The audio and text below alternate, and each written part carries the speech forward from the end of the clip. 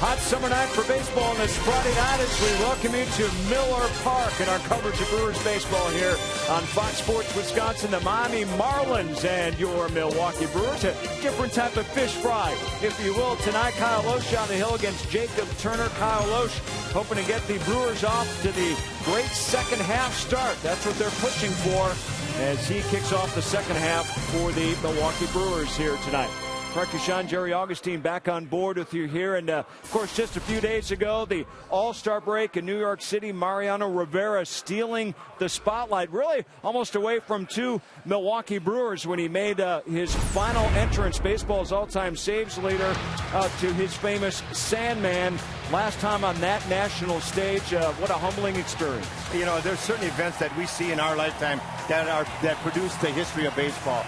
This was one of those times. Mario Rivera, one of the all-time great relief pitchers in all of baseball, maybe the best in all of baseball. And for Jean Segura and Carlos Gomez to have that opportunity to be a part of that has to be very special. Well, they both grounded out in that eighth inning, but what a thrill it was in many ways for Gomez. It's a really cool experience, especially like after the at bat. I'm thinking like, oh, Mariano gonna have me on tape, and he's out forever because I'm the last out for the All-Star, and he last All-Star in his career. I think he's gonna have that tape, and I'm gonna be the last out forever. You know, it's fun to thinking, and you know, in the honor first Mariano, one of the best closing of the game, great gentleman and great person, and the people gonna respect. Now when he play and after when he retire.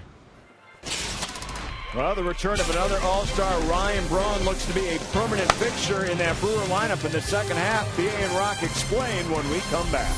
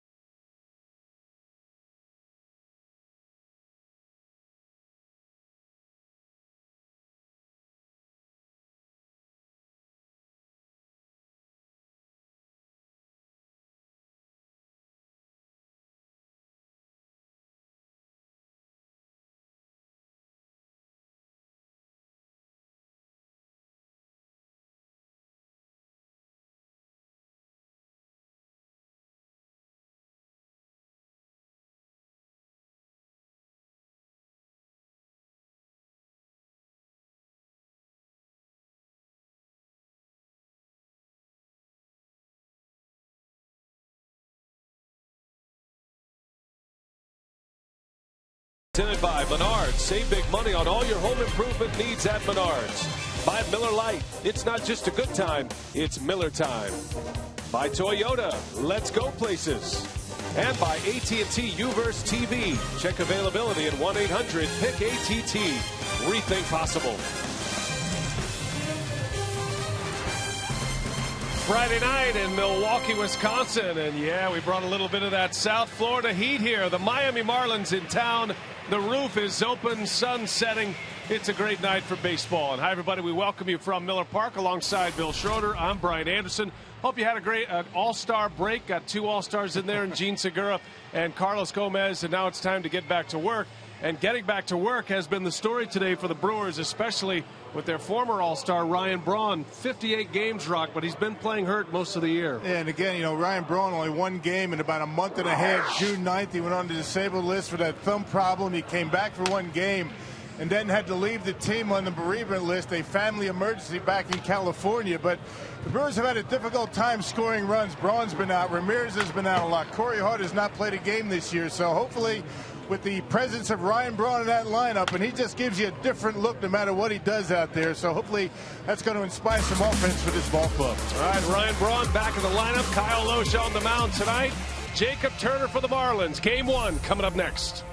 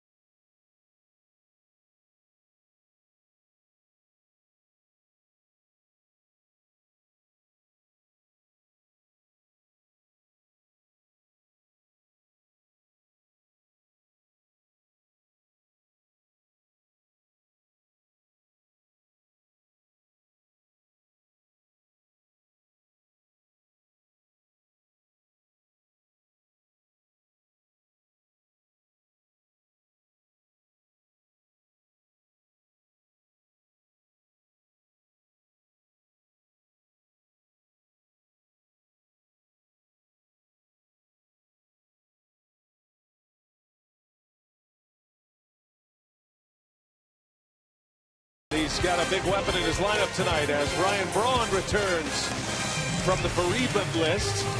And he is back in the starting lineup tonight and hitting in his customary 3rd spot, playing left field. Good to see Braun back. Kyle Lohse matching up against Mike Redmond's Miami Marlins. Redmond, former big league catcher in his first season as the Marlins skipper. They're coming off a very good month of June where they were actually 5 games over 500. And here's his Piggly Wiggly batting order. You got Ruggiano, Polanco, and Giancarlo Stanton at the top. Morrison, Ozuna, and Dietrich in the middle. Echeverria, Mathis, and Turner round it out. And Kyle Lohse making start number 19 tonight. He's got a .367 earned run average, a 5-7 record. Pick up a loss his last time out against the Arizona Diamondbacks. You can see Lohse walks, 19 walks, 19 home runs. That's been a bit of a problem for Lohse, a home run ball, including his last start against Arizona. Gave up 3 of them. Well, let's take a look at what Lohse has done lately here. His last 9 games, that includes his last start against the Diamondbacks when he took that loss. But Rock, overall, he's been pretty good since he got over the hamstring and the elbow tightness. Yeah, it's been the sinker. The sinker and the off speed has been very good. It depends on the type of lineup, whether it goes to the curveball, the changeup. We'll see what he decides to go with tonight. 4-man umpiring crew in place. Tony Randazzo will call the balls and strikes. Larry Vanover, Brian Gorman, and Manny Gonzalez on the bases. There's Brian Gorman. He's the crew chief tonight. Beautiful night for baseball. Warm, but good baseball weather. Temperature's supposed to cool off tonight, we understand. As the Marlins are in town, the second half begins right now on the first ball swing of Justin Ruggiano. Sends one down into the corner in right field and just out of the reach of Nori Aoki. Now, Rock, let's check the Brewers defensively tonight. Good to see Ryan Braun back in left field. Yeah, the Menard Brewers defense. Braun, Gomez, Aoki in the outfield. Gomez, Sakura, all-stars this year. Bianchi gets to start at third base. Ramirez is due to come off on Monday, but it remains to see whether that's going to happen. Weeks, Francisco, and Jonathan Lucroy behind home plate. So Braun was placed on the disabled list retroactive to June 9th. He played in just one game. That was on July 9th. And then went on the bereavement list prior to that series against the Arizona Diamondbacks. Did not play in that 4-game series. We're happy to report that the situation at home, the medical situation at home with a family member has been resolved, and things are much better now, according to Ryan. And we're happy to hear that. And he was very thankful for the support and the well wishes. And the plan is, Ron Renicky was telling us earlier that he'll probably play tonight and tomorrow, and then he would most likely get Sunday off, but it all depends on how he comes back. He's missed all of this time, 26 games in all when you count up even the days he wasn't available with that right thumb injury. And Rocky's really only played in 6 innings since June 9th. Did not pick up a bat. You know, he left the ball club before it took off to Arizona. Did not really do much, you know, during the All-Star break, attending to family issues, and he's got to get back into shape at some point. So it's going to be a bit. Now Kyle Loesch matching up against Justin Ruggiano. Count goes full. Marlins are a much better ball club with some of their big pieces back, namely Giancarlo Stanton and Logan Morrison. There's a bouncer to third, right to Bianchi, who makes the play for the out. And that's how the night begins for Kyle Loesch. I mentioned that in that start against the Diamondbacks, he retired the first 14 in a row, then gave up a home run, and things kind of spiraled out of control for Loesch a little bit. Gave up a 3-run inning. But you're right. I mean, he's been throwing the baseball well, keeping the ball down, mixing his pitches extremely well, and he's been throwing the baseball like the guy the Brewers thought they were going to get when they picked him up. Loesch facing Placido Polanco, veteran infielder, getting the start at third base tonight.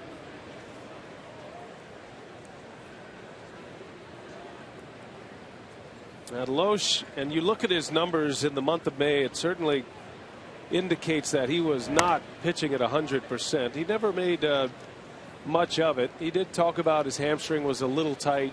You would see him not running out ground balls when he was batting. But he never really talked about the elbow much and the tightness in the elbow. And he said he's dealt with it before. And coming out of spring training, remember, he only had the one start. He basically had an entire spring that was self-motivated. He had to prepare on his own. He was pitching against college teams and came out of the gates, wanted to impress his new club. And he pitched well in the month of April. But once he got into May, you could tell that he was dealing with a couple of injuries as Polanco lines one to left, a base hit. Well, Kyle Loesch, pretty standard mechanics when you look at his delivery. Yeah, very deliberate in the beginning. Nice pause at the top, and not a very long stride, which allows him to get sink on his fastball as long as he stays on top. And that pitch right there ended up as a base hit, left it upstairs a little bit. And the two big bats in this lineup that Loesch will have to be careful with coming up now, Giancarlo Stanton and then Logan Morrison. Stanton with 10 homers, 27 runs batted in. And don't be fooled by the numbers. They're still good at this time of the year, but Stanton has only played in 51 games. It's been a similar kind of season that Ryan Braun has had with the Brewers. He's been in and out of the lineup. He missed a month with a hamstring injury and returned in early June, the first week of June, and he's been in the lineup ever since.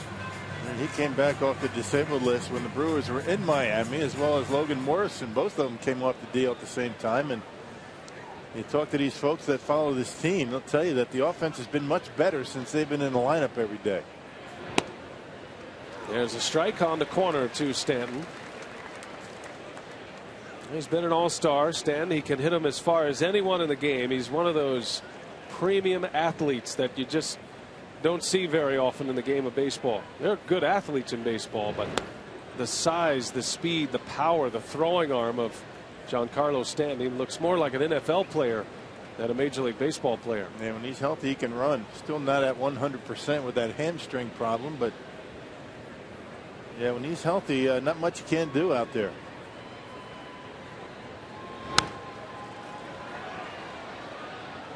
Stanton was known as Mike Stanton his first couple of years in the big leagues. Changed his name to Giancarlo last year. I mean, that's his name, but he wanted to be called Giancarlo prior to last season. So it's still $1 every time you call him Mike. That ball's hit high in the air to center field, way back. Gomez at the wall, and Gomez will catch this one with his feet on the ground. For out number 2. He was kind of deking everybody. It looked like he was going to that wall ready to make a jump, and then had to come back in. It's almost as if Gomez is hoping that ball is just going to be barely over the fence so he can make a dive at it. And Giancarlo Stanton just misses this one. Even he got under it quite a bit, still able to almost get it out of here to center field.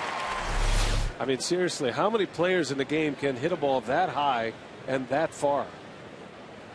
That was incredible. That right. would have been a roof scraper and still hit it nearly 400 feet. Here's Logan Morrison. Takes strike 1 from Loesch. He's going along at a 282 clip with 4 homers, 11 runs batted in. Morrison had a terrible knee injury, had surgery this offseason, and he's had a couple of stints on the disabled list as well. This is only his 25th game of the season.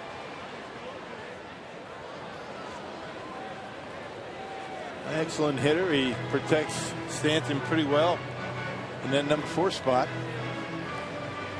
Well, the Marlins were without those 2 guys for a good stretch of the first part of the season, and because of that, they dug themselves a pretty good hole. But with them together in the lineup, had a pretty good month of June. Broke his bat right to first base. Francisco will go to the bag, and Kyle Loesch off and running with a scoreless first. Brian Braun will bat. He hits third when we come back. Brewers coming up for the first time.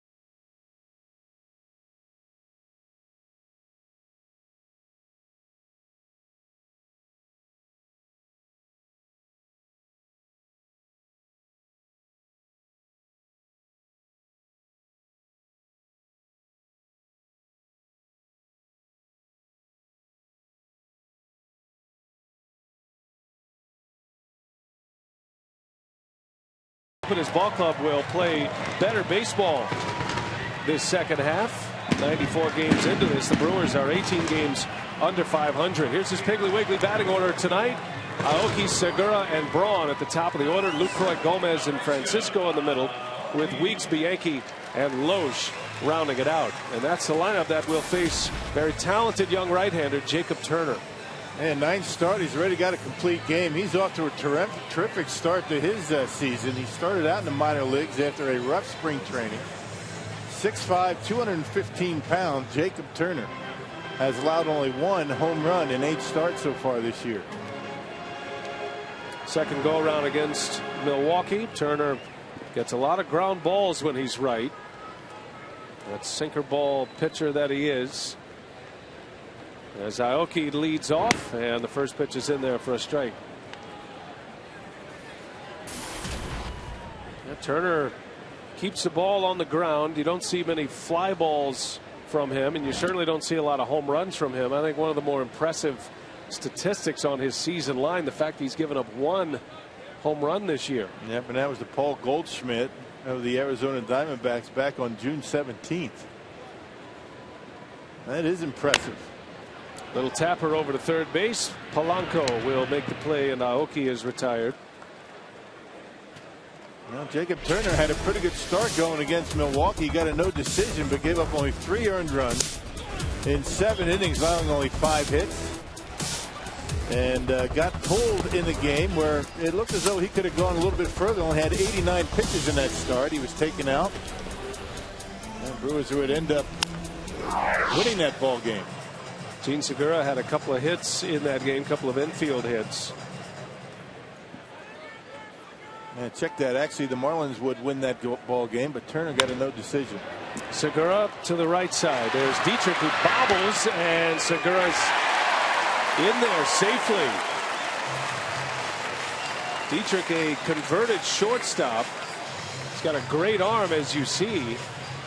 And that throw after the bobble just not quite there in time to get Segura. A little bit of a tricky hop on him, but the way Segura runs, you can see Morrison try to sell it to the first base umpire, throwing it around the horn.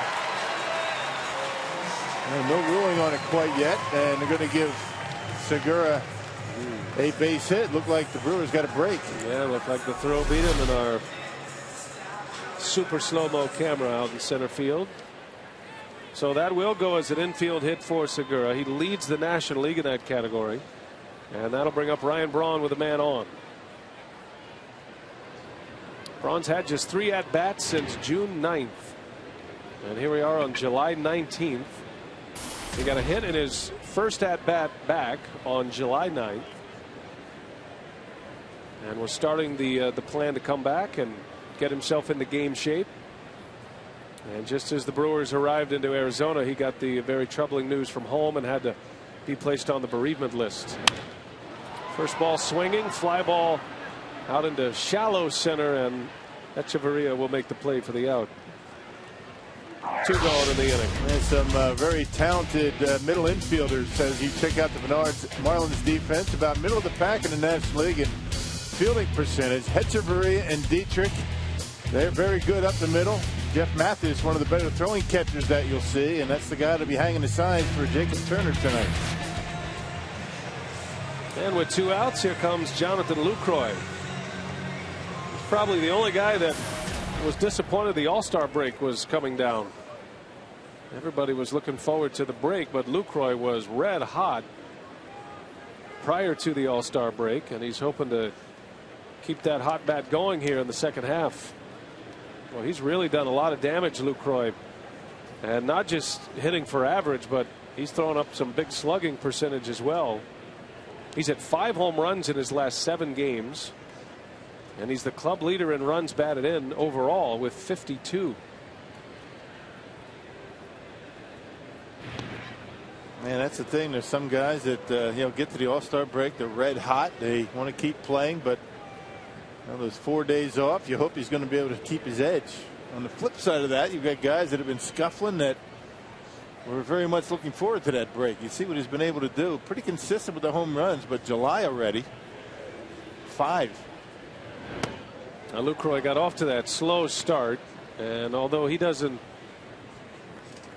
use it as an excuse or even talk much about it, the WBC probably set him back a little bit.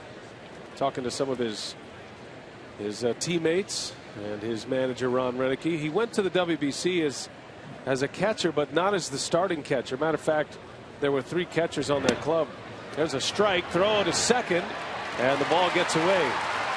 And Segura's in with a stolen base. Well, Jeff Mathis doesn't give up many stolen bases. He's one of the better throwing catchers in all of baseball. Segura with a good jump. The throw bounces, and that's why he's able to stay in there. Mathis, outstanding throw-out percentage, 61%.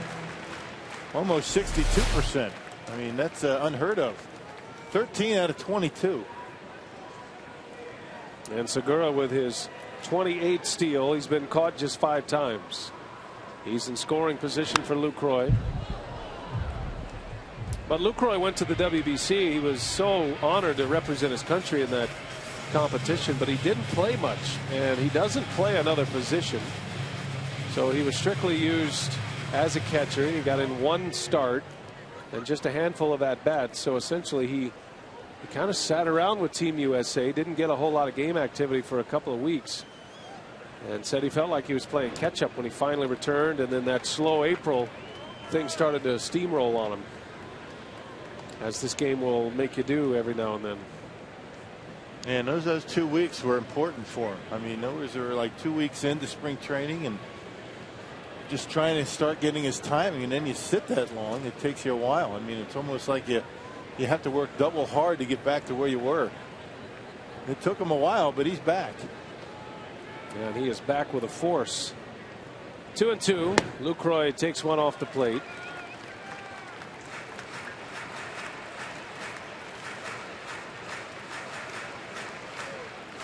Lucroy's been able to raise his batting average to 276 starting play tonight. He bottomed out at 208 prior to that hot streak. So in 42 games, he's gone from a 208 hitter to 276, and he takes ball 4. And that gives you an idea of how good he's going at the plate. And Jacob Turner just doesn't walk many. 17th walk this year, and 8+ starts. That pounds the strike zone. And talking to Johnny Nairn about the possible plan against Turner, attack early. I mean, a lot of times he likes to get strike 1 and then kind of mess around on the corners a little bit with his off speed. So look for the Brewers to be aggressive early in the count. So here is Carlos Gomez. He'll hit with 2 on and 2 men out.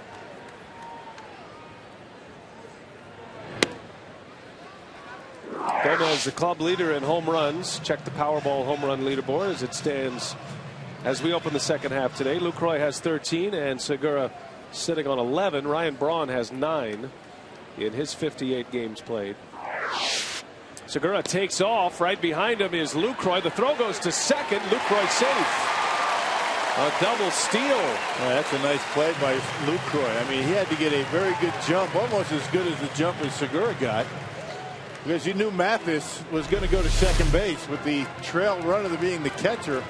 Lucroy a decent jump, and there's no doubt in the mind of Mathis where he's throwing the baseball, but it was high. It was fortunate that that throw was off the mark a bit. 3 steals already in the inning. Lucroy's 3rd steal of the season. Segura with 2, and now Gomez, a slow roller.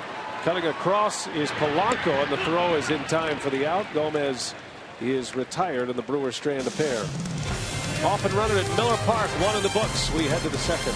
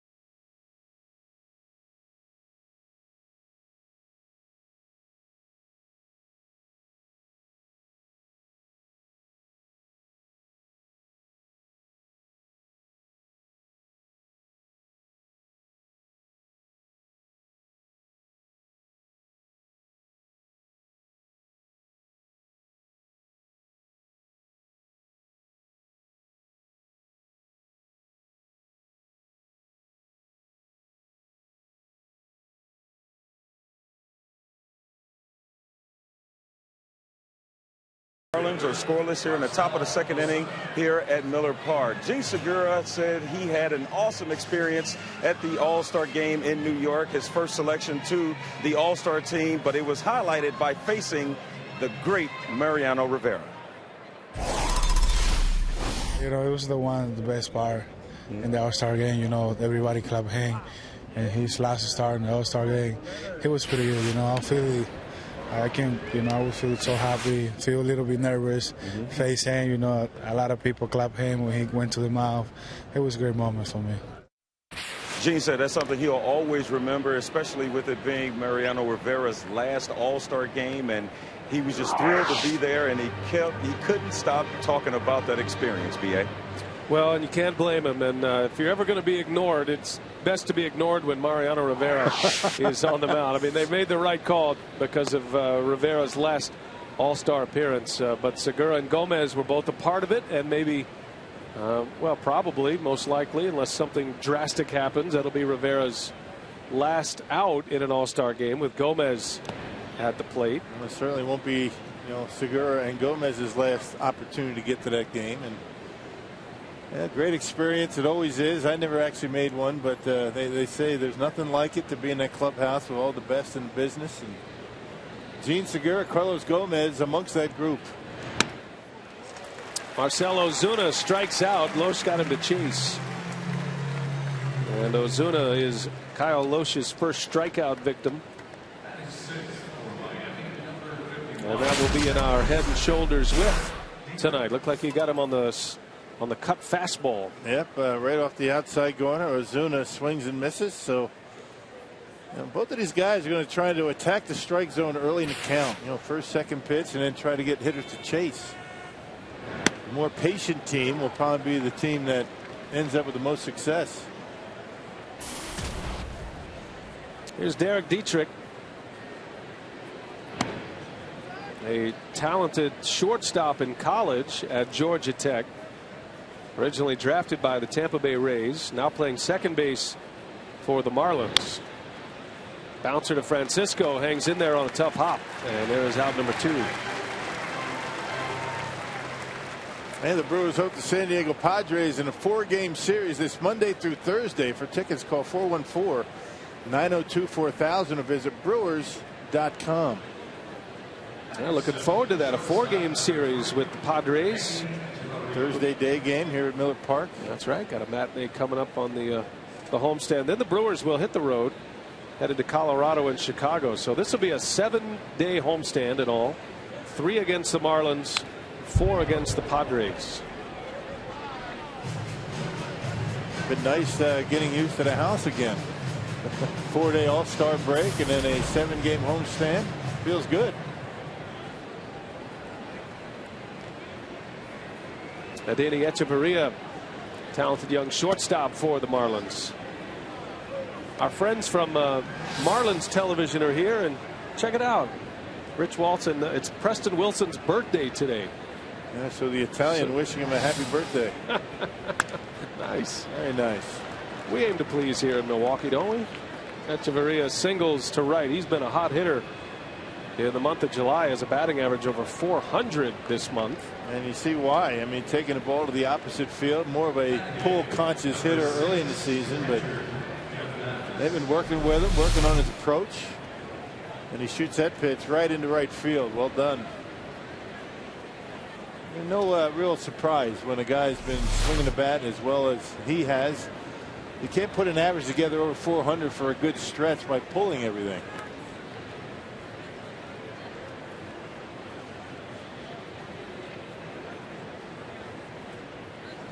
Tino Martinez, the Marlins hitting coach, first year on the job with the Marlins, replacing Eduardo Perez. Really good situation for a guy, a young coach that wants to try and make an impact and teach some of the fundamentals of hitting. This is a very young offensive team, these Marlins. Very impressionable. They're willing to learn. So much so that this hitter at the plate, Jeff Mathis, he's the only player under a free agent contract for next season. He's the only one. Everybody else if you're in the free agent portion of your career, your contract is up, or if you're young enough to still be part of the club as far as pre-arbitration or then in arbitration. So you start when you first come up to the big leagues, you're in pre-arbitration for 3 years, and then you're arbitration eligible for the next 3. So essentially 6 years for most players. That's how young they are, that they don't have any free agent contracts after this season other than this guy, Mathis. And not a bad guy to have. I mean, particularly when you have a young starting rotation, your pitching staff's relatively young. This guy's very good defensively. Ball and 2 strikes. And that one's lined into left field, base hit. So back-to-back hits with 2 outs. And that will bring the pitcher, Jacob Turner, to the plate. And Mathis stayed back nicely on that curveball that time from Kyle Loesch. Hooked it into left field. Hetzemaria hit a fastball. There's that curveball, the spin, that rotation. Left it up in the strike zone, and Mathis hits it hard into left field.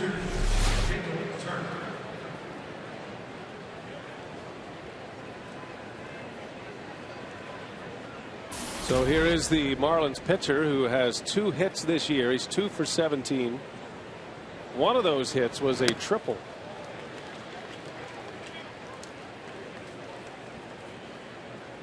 I think when you look at the Marlins contract situation with all the players that they have and all these young guys coming up from the minor leagues, they feel like they put some posts in the ground with a couple of players in Stanton and Morrison, and Turner certainly one of those as he bounces out, and Loesch giving up 2 2-out hits but a scoreless second inning.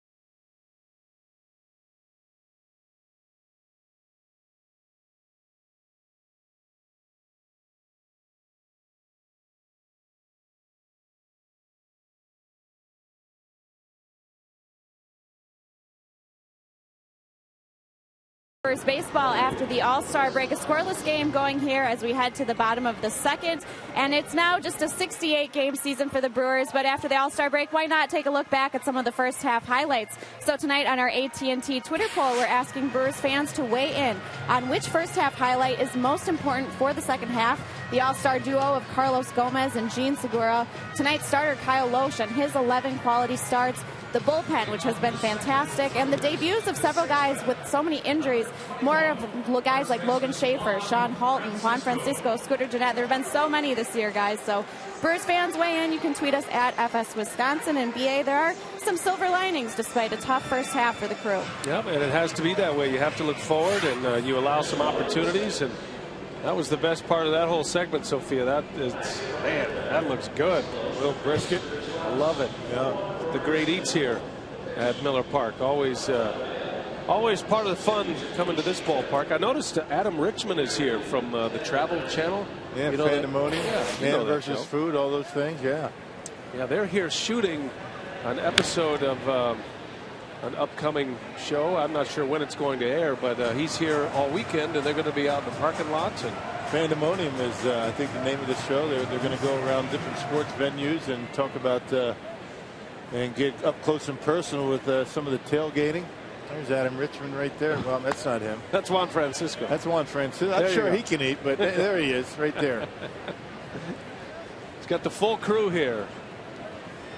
Got to keep the star well groomed. Well, he's got a lot of folks around him. Looks like he's already developed a tailgating stain. And he threw the first pitch out here tonight. Well, he hasn't eaten since threw out that first pitch. He might be getting a little bit ornery. You ever see him eat? Wow. You got to get the stain out, though. Although I think for his show, I mean, a stain on the shoulder or on the belly, that's all part of the gig, right? He's upset about the stain, I guess. I don't know. He's just concentrating. He's getting like he does. I mean, you got to expect to have a little bit something fall on you. He's getting in character. Francisco bounces one to first. That's fair. And Morrison will flip it on to his pitcher Turner for out number one.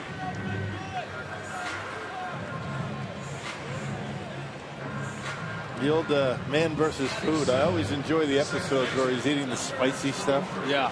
He starts crying and can't talk and pounding his fist on the table. It's kind of like me in the press room. Yeah, I feel like you're man versus food a lot. You're kind of our version of Adam Richman. Yeah. So one gone, and here is Ricky Weeks.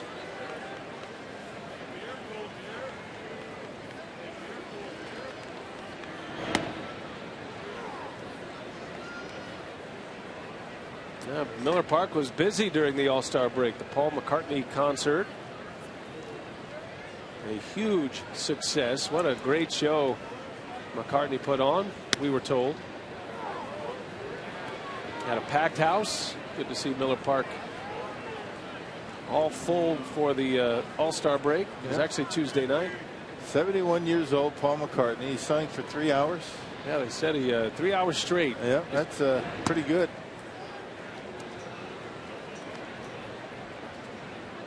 It's the second concert at Miller Park this year. They had the Kenny Chesney concert earlier in the season. And we tip our hat to the Brewers grounds crew. Doing a great job keeping the field major league condition. Justin Scott and his gang working a lot of hours during the All-Star break, making sure the field recovered from the concert. And the concert was Tuesday. Here we are Friday, and the place looks pretty good. You see where the stage was set up. Just a slight discoloration, but all the grass is good and stable, and a lot of the outfielders were out earlier today just making sure the footing was proper, and checked out thumbs up from everybody. So good job by Justin Scott and his gang, who don't get enough credit. Well, you're talking about a 24-hour-a-day job, right? Keeping this place ready to go every day. Weeks foul tips one into the mid of Mathis for a strikeout. And Turner has his first K. 2 up and 2 down here in the second inning. And one of those two-seam fastballs, you can see Turner getting on top of it. It sinks as it gets to home plate. And Ricky over the top. 2 gone, and that'll bring up Jeff Bianchi. He gets a call at third base again tonight. Aramis Ramirez still on the disabled list with a knee injury. And on the first pitch, Bianchi shoots one into left field, a base hit. And the second hit for the Brewers, the first that has made it to the outfield. There you go. First pitch fastball. I mean, that's, I think, the plan for the Brewers. If they get a pitch they like, a fastball in, four-seamer, trying to get ahead in the count, and got his base hit. Now Bianchi getting his 9th start at third base this year. Here's Kyle Lohse now with 2 away. Ron Renicky told us earlier that Aramis Ramirez, while eligible to return on Monday, is going to be questionable to make that return date. That left knee still giving him some trouble. Hoping to return by the end of the homestand. We'll see. homestand ends on Thursday.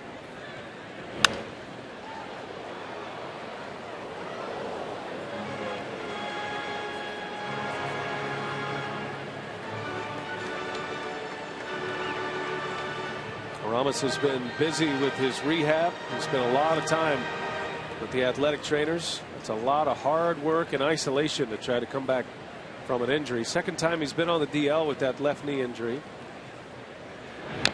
And we touched on it when we came on the air tonight. The big bats that the Brewers have been without. I mean, not just all year, but for the last month. Ramirez out on the disabled list. Ryan Braun out. Corey Hart won't get in that bat all year.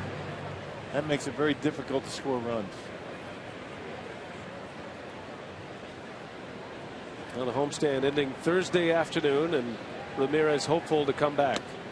As Lowe strikes out, and the inning ends. Brewers get a 2-out single, a couple of strikeouts for Turner. No score as we head to the third.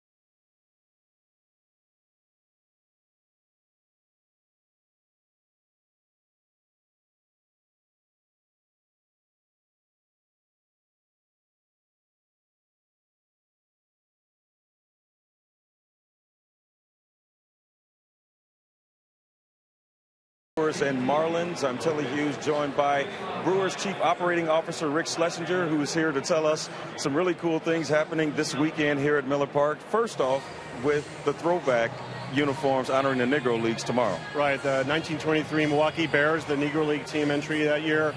Brewers are going to be donning those uniforms, the pinstripe with the Bears. The Marlins are going to be wearing jerseys from the 1950s. With the number 29 to honor Satchel Paige, who actually pitched for the Marlins minor league team back in the 1950s and had a pretty good few years with them. So kind of a fun game. Tribute. Proceeds from the sale of uniforms go to the Negro Leagues Museum. So we're raising some money for a good cause. Also a big anniversary for the Brewers mascot, Bernie the Brewer. Right. It's 40th anniversary of Bernie. He's ageless, so he's not 40, but it's the 40th anniversary of him being part of the Brewers family. So on August 18th, a few weeks away, we're going to have free ice cream, hot dogs, and sodas for the kids, 16 and under. So Telly, you and I aren't eligible. We got to pay. But it'll be kind of fun. We'll have a big birthday card where fans can write messages to Bernie. Just kind of a fun thing. He's an icon. He gets lost in the shadow of the sausages, but this is his time and his day. So you think we can figure out the secret to stay young like Bernie? Well, a lot of padding and a good contract. Thanks for your time, Rick. All right, Telly. All right, B.A., back to you. All right, thanks a lot, Telly. I don't know about Rick, but I know for a fact Telly Hughes has never paid for ice cream in this ballpark, ever. Talk about man versus food now. Yeah, he's locked in. He's dialed into all that goes on around here. The people's champion, Telly Hughes, as Loesch picks up a strikeout, punches out Ruggiano.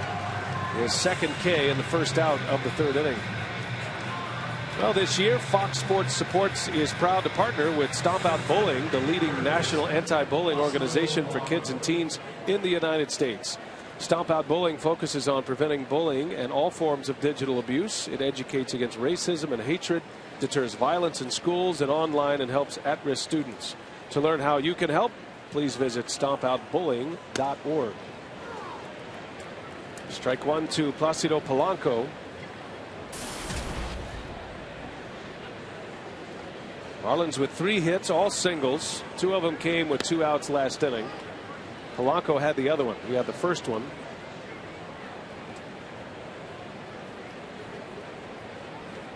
Veteran infielder and one of the few veteran players on this roster for the Miami Marlins. He's a curve buster on the average age. It's a very young team, but they have guys like Polanco and Greg Dobbs and Juan Pierre. He's been around a while. But you got to have those kind of guys to you know, kind of bring some of the new players along. As long as they're good guys in the clubhouse, which you know Dobbs is. Juan Pierre has got a great reputation, and Polanco kind of mentoring these young players. There's Juan Pierre. Placido Polanco now 37 years of age. He had a nice run with the Phillies. Gets jammed here, pops it up to Weeks. And there is out number 2 for Kyle Lohse. Lohse had great success against the Marlins last year. As a matter of fact, he won the first ever game at Marlins Park while pitching for the Cardinals. He beat Miami 3 times last season. 3 of his 16 wins came against the Marlins. And 3-0 with a 2.08 earned run average last year. He's 5-2 overall, making his first start against the Fish this year.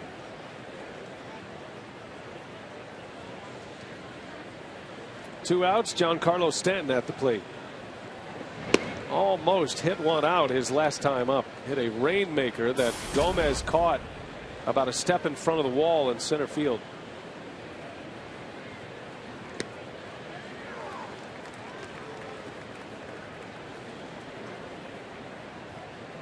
And he looked a little disappointed that he didn't have to jump.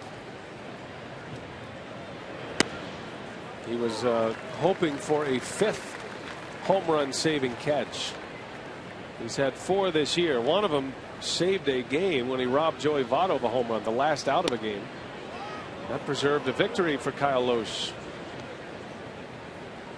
No other player in the big leagues has more than 2. Gomez has done it 4 times where he has pulled home runs back. Stanton with a swing and a miss. A slider from Lohse. He strikes out Giancarlo Stanton. A couple of Ks in the inning. Segura will bat second when we come back.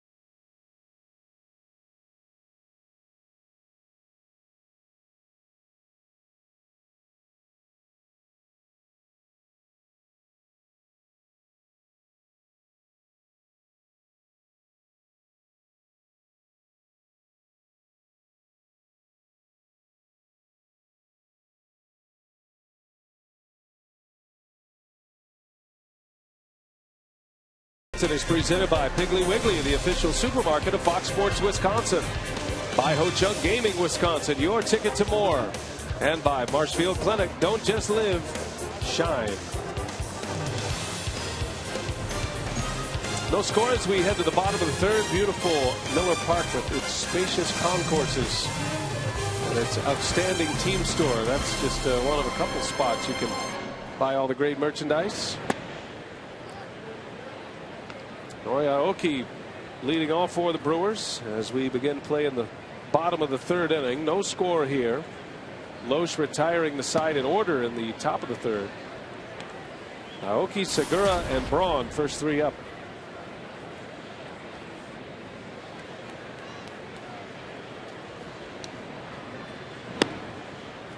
Had a good chance to see and say hello to Darryl Hamilton. Yep, former Brewer. Yeah, up in the booth for a lot of fun.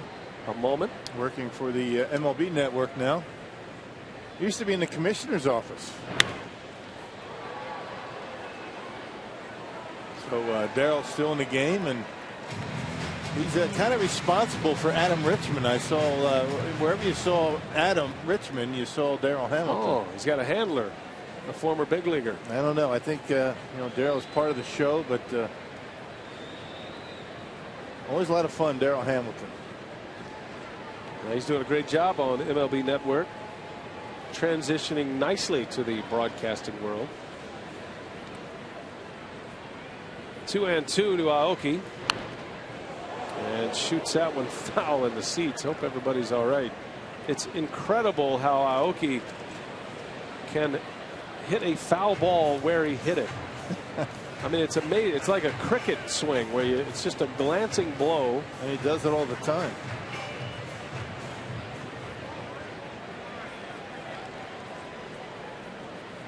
Two to Aoki.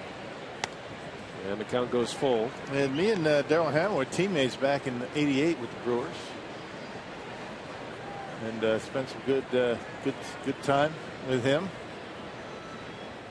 A great base stealer in his day. As a matter of fact, Jean Segura is on a pace to steal 40 this year. He's got a chance at that. Darryl Hamilton, one of 5 Brewers to steal 40 or more bases in a season, as Aoki draws the walk. And that'll bring up Segura. And what a first half. Jean Segura has posted an all-star for the first time in his first full season in the big leagues, and the numbers jump off the page, and you can add 2 stolen bases to his line tonight. Yep, and you never knew what you had going in. I mean, you knew he had a good defender going into spring training, but after winning that batting title down in Winterball, and he just continued that confidence and success in the beginning of the season, and no one has been more consistent on this ball club in all facets of the game than Jean Segura. Squares to bunt, gets one down foul. Does that very well as well. And just the energy that he brings to the ball club. I mean, both of the All-Stars this year, Segura, Carlos Gomez, I mean, every single day in the lineup, they're doing something to try to energize this team, whether it be on the bases or defensively at the plate. I mean, they have been good catalyst all season for this club. And it certainly gives you hope moving forward for this ball club. Hoping to play good baseball the rest of the season, try to get things turned around, just get a good feeling coming back. You might remember last year the Brewers in early August were 12 games under 500. Actually, midway through August, 12 under. And they finished over 500. That's hard to do, but you'd like to be able to have something to springboard you into spring training and next season. And I know Ron Roenicke's been very disappointed, frustrated, angry about the way the first half has gone, the way the team has played. Certainly nothing you can do about all the injuries that have happened, and a lot of production out of the lineup. And there's nothing you can do about the record that they have coming into the second half. I mean, you just got to forget about that. You have to try and do the best you can to play good, consistent baseball the rest of the way. And that's the job of this club going forward this year. Segura swings and misses. Down he goes on strikes. He rarely does that. That is a nasty sinker from Jacob Turner. And check out this pitch as it gets to home plate. It just kind of drops off the table. Going down and in on Segura, takes the big swing and comes up empty. That's a heck of a pitch. 91 miles an hour with that kind of movement going down. One gone with Aoki at first base for Ryan Braun now, who swung at the first pitch and popped it up to the shortstop back in the first inning. Braun did not play against the Marlins in Miami. That was right about the time that the thumb just got too much to bear for Ryan Braun. Played his college ball at Miami, former Hurricane, and had a lot of people there to see him play, but he wasn't able to go. That ball is hit in the air to center. Coming in is Ozuna. And there is out number 2. So Braun is 0 for 2. And that'll bring up Jonathan Lucroy now. Been on a home run binge lately. Jonathan Lucroy, his Powerball home run count now at 13. After a couple of shots against the Diamondbacks. Yeah, hit one on Saturday, a 2-run home run. And Lucroy is, you know, they come in bunches for most hitters, and Lucroy right now, except for the All-Star break, in one of those stretches where a ball just flying out of the ballpark for him. And like all good hitters, Lucroy made it a point to remind us that his home runs don't come until he starts thinking about line drives up the middle. I think line drives up the middle, and he was hitting a lot of balls up the middle and to right center. And then sure enough, pitcher started moving more inside on Lucroy, trying to challenge him in there, and he was able to pull the baseball. Like that right there. That's exactly what you're talking about. When you show pitchers and organizations that you play, you're going to go to the opposite field. They're going to start challenging you inside, and there's a nice catch out there in the stands and left.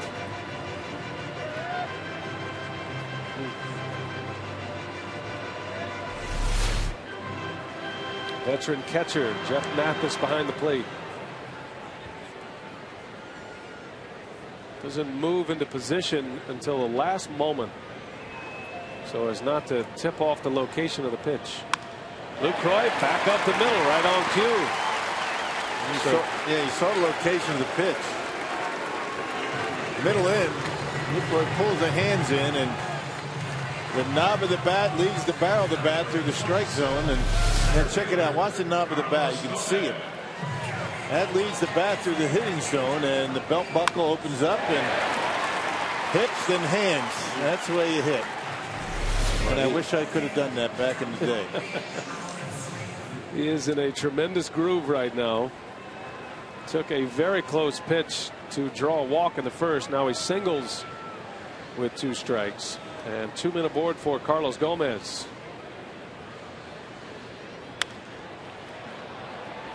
Gomez, on the other hand, is mired in a long slump at the plate.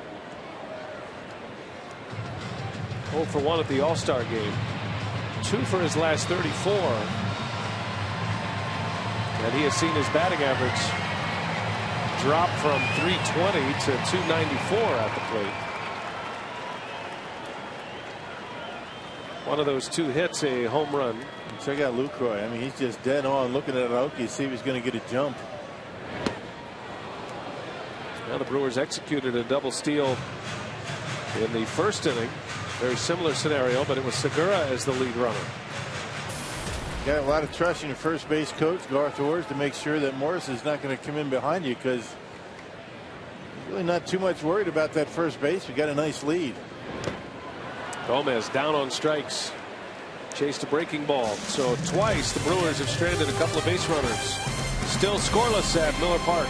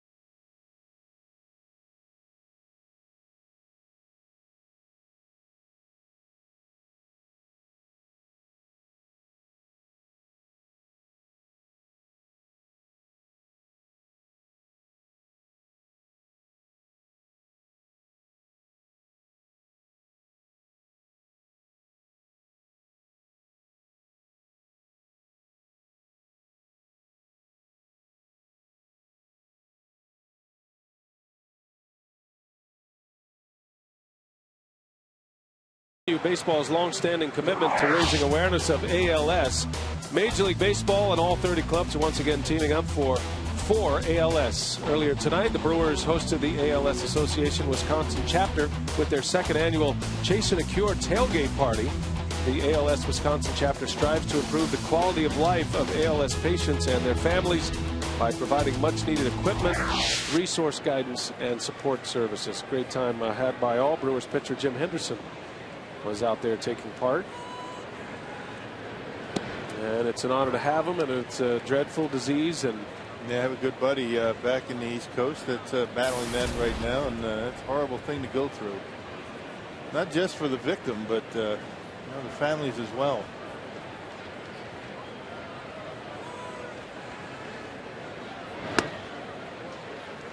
Top of the fourth inning here at Miller Park. Logan Morrison leading off. Morrison, Ozuna, and Derek Dietrich. First three up for the Marlins. Kyle Lohse coming off a 3-up, 3-down inning with a couple of strikeouts.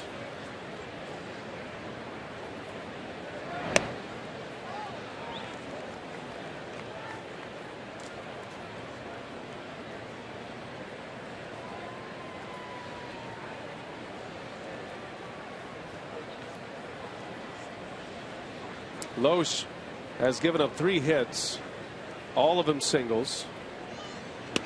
And Morrison takes a called strike. 2-2 the count.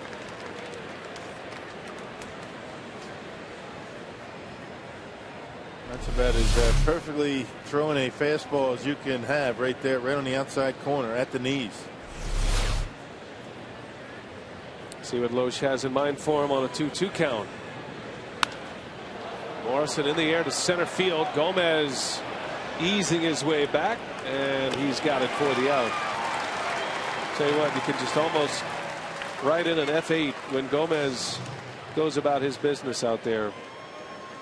Mike Cameron was a great center fielder, but Gomez he's right there with him. There's nobody better in all of baseball. Got a Carsoup.com email the booth question, Rock, from Tim.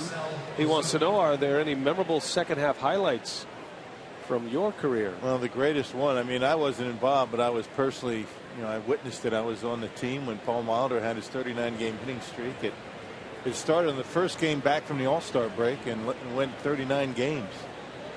That was something special to watch.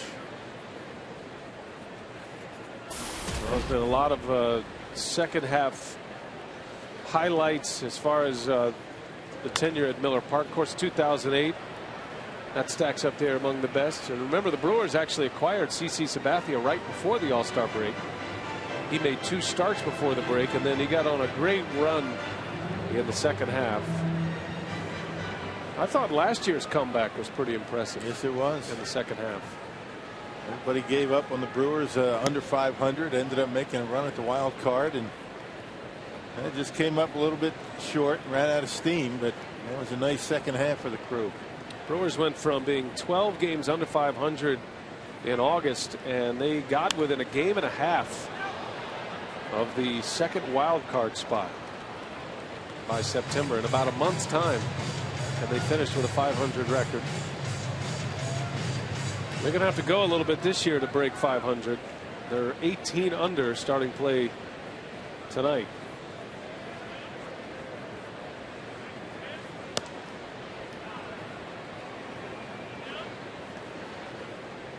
Full count to Marcell Ozuna.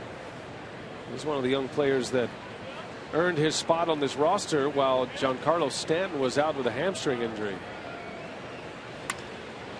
Center field, Gomez back at the track, and he's got room for this one. 2 outs. Gomez has been busy tonight.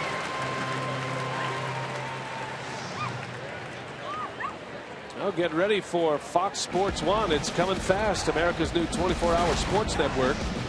Ready to debut August 17th. Great live sports, all the news and highlights you want, all the shows and specials that only Fox can bring you. It's America's new sports network. It's Fox Sports 1, and it's coming August 17th.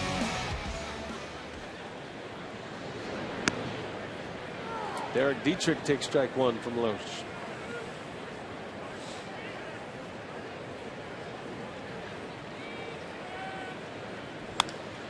Dietrich off the end of the bat. Aoki playing very deep, but there, and 3 fly ball outs for Kyle Lohse, and he's retired 7 straight. Brewers coming up, no score.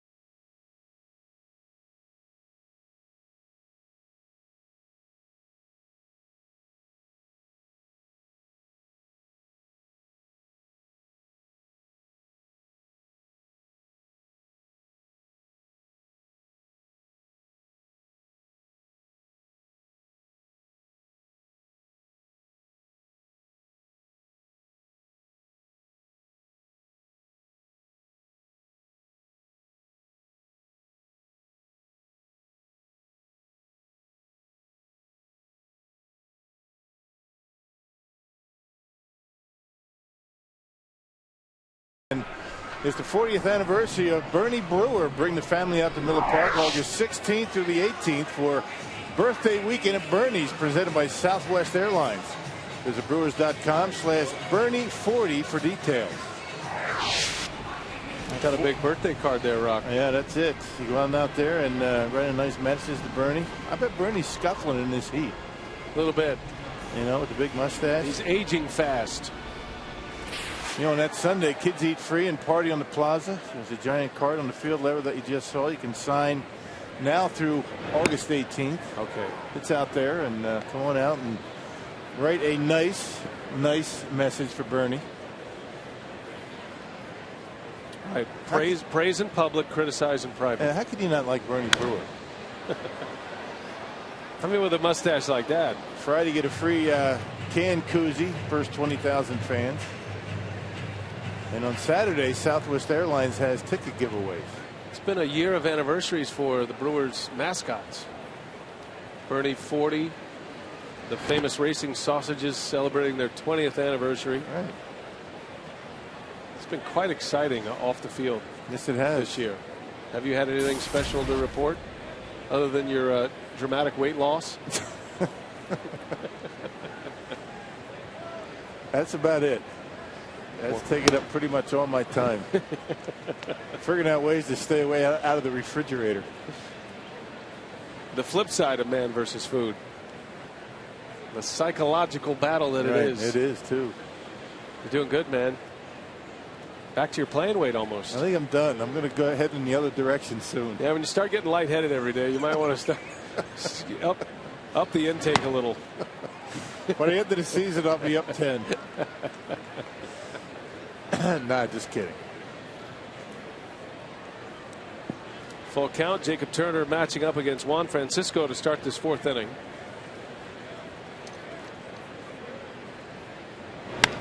That ball's hit in the air to left. Got a chance. That is way back. Ruggiano looks up, and there it goes. Juan Francisco with an opposite field home run. That is number 12 for Francisco, and the Brewers are on the board first tonight. 1-0 Crew in the 4th inning. Boy, how strong is Juan Francisco? He didn't even get extension on that. Fastball by Turner. Hit it back in the zone. He hit it in the second deck over the Fridays. Check it out. Didn't quite get it. He got back in the zone, but Francisco certainly strong enough. Didn't get it quite on the sweet spot. Pretty close, and That just muscled out of the ballpark. Second deck up there. Wow. Another opposite field home run for Juan Francisco, and that I would imagine puts a big smile on Johnny Naren's face.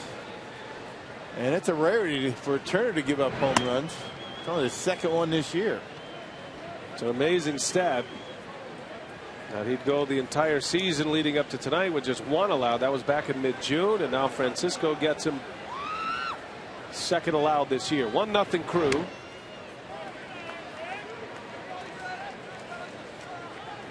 Francisco has a couple of home runs against the Marlins. One of those came as a tape measure shot, a 500-foot home run against Miami in Miami when he was playing for the Atlanta Braves. So 12 home runs for the year for Francisco. As a Brewer, that is number 7. He really is flattening out that swing and putting a pretty good approach in the baseball.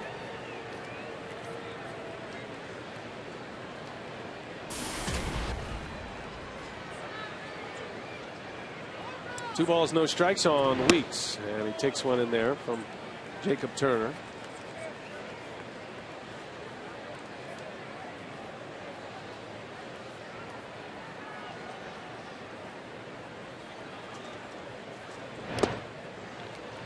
Turner last time against Weeks struck him out.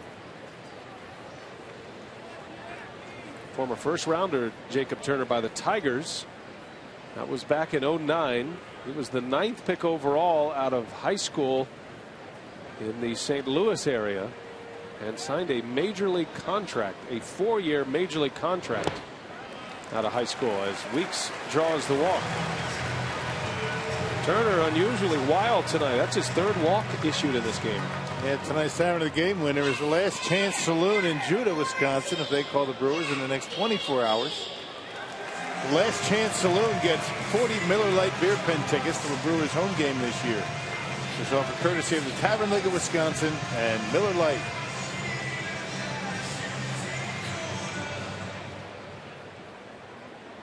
And a man at first for Jeff Bianchi, who swung at the first pitch his last time up. He singled to left.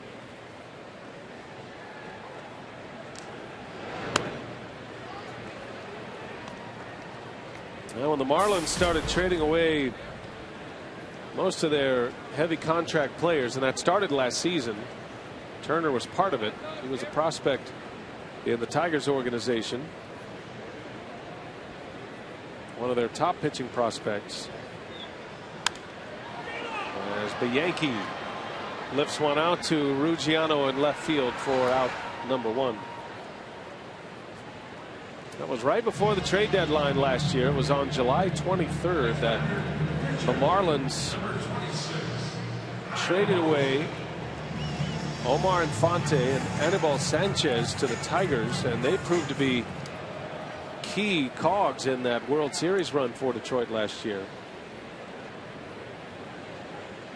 Marlins got Turner and Brian Flynn, who's in the minor leagues, and Rob Brantley, who is one of their backup players, a catcher, and a draft pick for that trade. So essentially 4 players once the draft pick was consummated for the 2 big leaguers that were key pieces for Jim Leyland's pennant winning Tigers last year, Infante and Anibal Sanchez. Sanchez would go on to sign a long-term deal with the Tigers. There goes the runner Weeks, and Loesch fouls that one off the ground and then off his head. I tell you, Weeks had a great jump. There's no way Mathis was going to have a chance to get Ricky. That's one of those that if you have the presence of mind to take, you know, Ricky's going to steal that easily. Yeah, fade bunt and slash, and Loesch got it right off the side of the head. You can see the mark it left right on his cheekbone. You wonder if he's having trouble with his eye. Looks like it's swelling pretty quickly. As he bunts right through that one, he's really being bothered by that foul ball off the cheek. Yeah, it's right up by the eye socket. Yeah.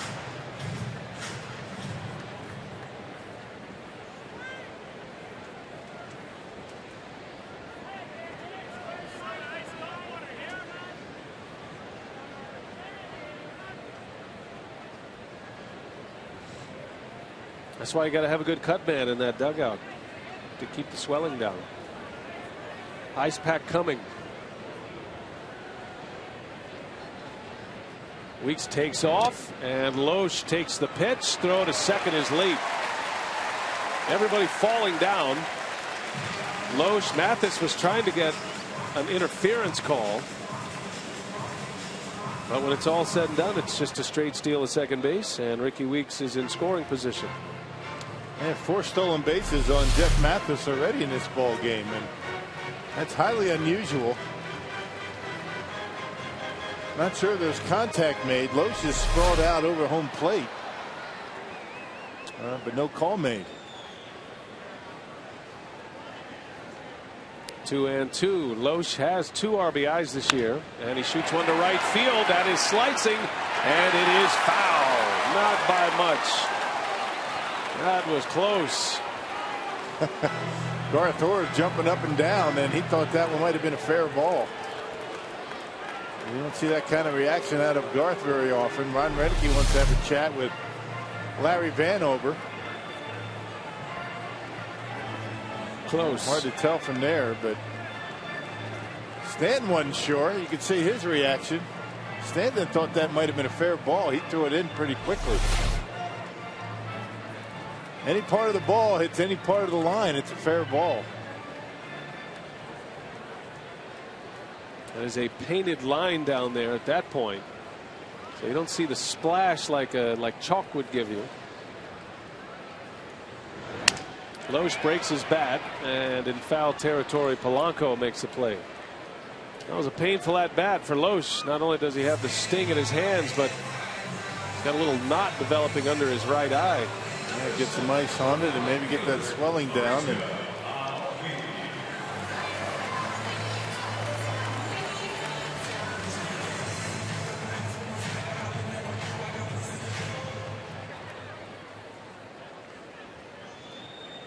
he'll be all right. 2 outs now. Top of the order. Here is Aoki. Brewers have had some chances to score. They just haven't cashed in. They've had runners in scoring position in 2 different innings. They've got one here in the 4th. Well, they've already left 5 stranded in the first 3 innings.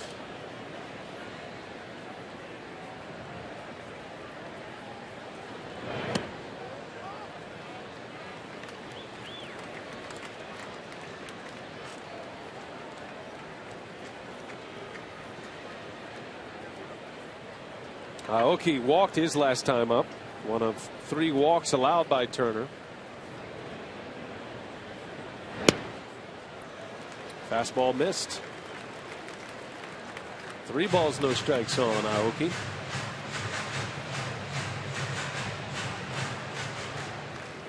'22-year-old Jacob Turner. Well, what a future he has ahead of him. He pitches like a veteran.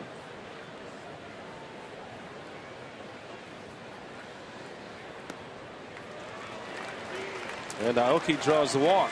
So Turner, with his 4th walk allowed, he'll take his chances against Gene Segura now with runners at first and second, and a visit from his pitching coach, Chuck Hernandez. A reminder that this copyrighted telecast is presented by authority of the Brewers, may not be reproduced or retransmitted in any form, and the accounts and descriptions of this game may not be disseminated without express written consent of the Milwaukee Brewers Baseball Club. Beautiful night here in Milwaukee. A tad on the warm side. See a lot of fans fanning themselves, trying to keep the heat off. It's good baseball weather, though. Supposed to get a little relief from the rain tonight.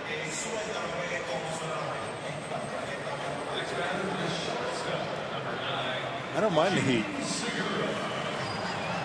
especially in July.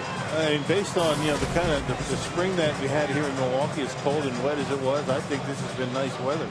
I'm with you.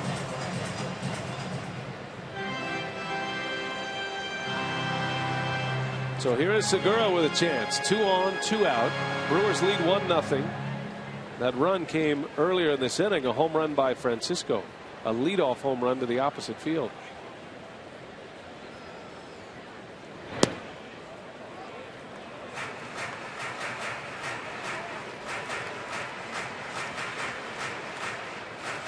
Pitch number 25 coming for Turner.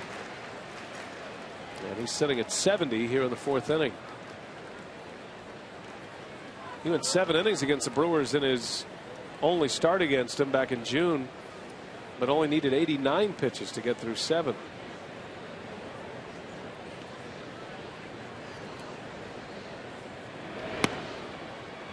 Spins a breaking ball in there for a strike.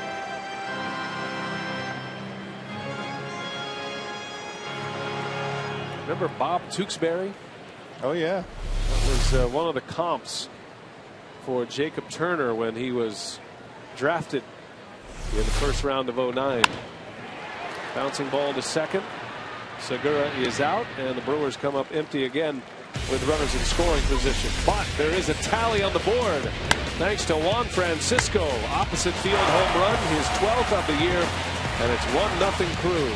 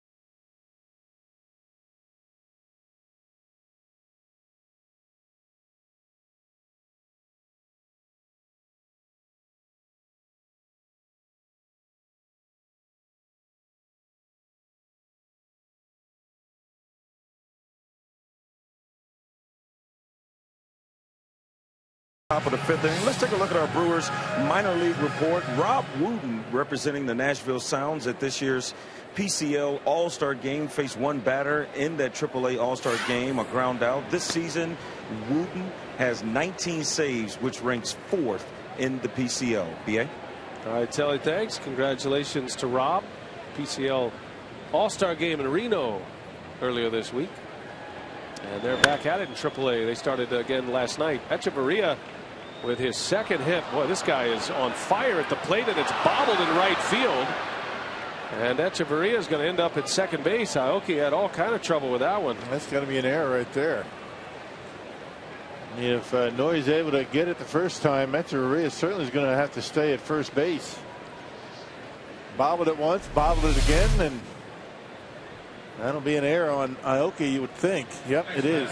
Single and an error for Echeverria, but he's in scoring position.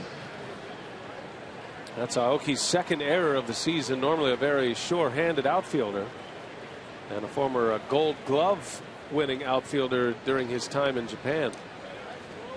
So the tying run in scoring position. Loesch is at the bottom of his batting order, and Mathis takes ball 1. Mathis singled to left in the second inning. One of 4 hits allowed by Kyle Loesch. Echeverria has 2 of them.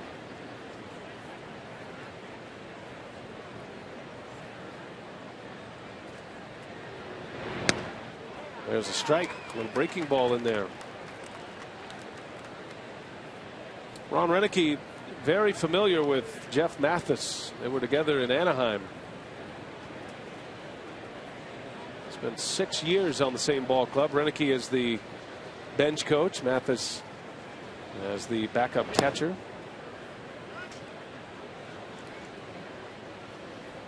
And he's a fan. Doesn't give you a whole lot offensively. His career batting average is under 200. But he's a fantastic defender. Typically throws runners out. Yeah, a tough time throwing out runners, but I don't think much of it's his fault. But handles pitchers extremely well. He's always had that kind of reputation.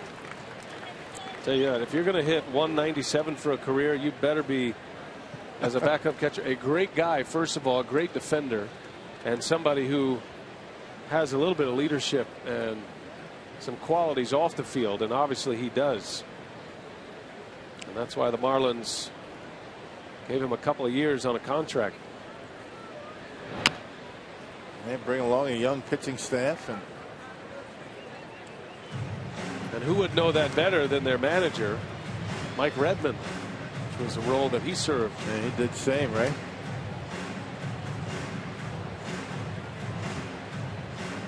Although Redmond can give you some offense. He had a pretty good stick.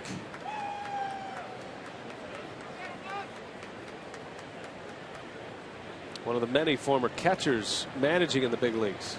I think there are 9 of them. There's a breaking ball called. Strike 3 on the corner. That's a big strikeout for Loesch. That's his 4th.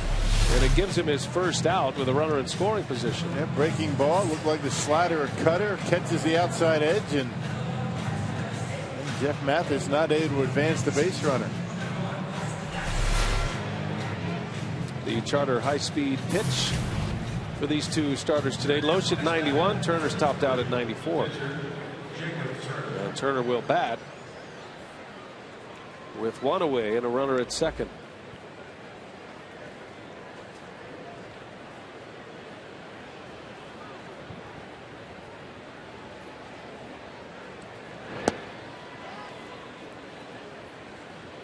Strike 1 to Turner. Bunted right through it.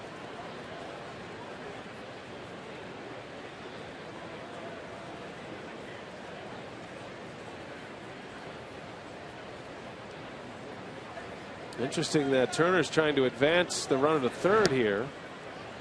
Takes a ball. Gives you an idea of what Mike Redmond thinks about his bat as a hitter.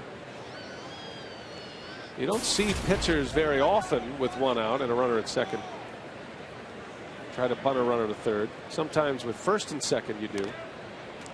Yeah, just and as an attempt to advance a base runner, but more importantly stay out of a double play.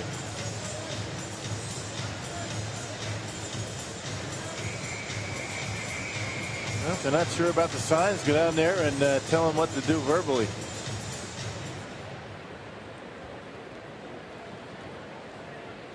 You would think a pitcher would know the bunt sign, right? Forget about all the others. That'd be the one you'd probably want to know. That's the one you need to know.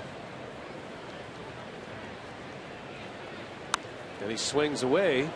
Maybe he didn't know the not bunt sign. The swing away sign. Just assuming that he missed one. Third base coaches hate that, don't they?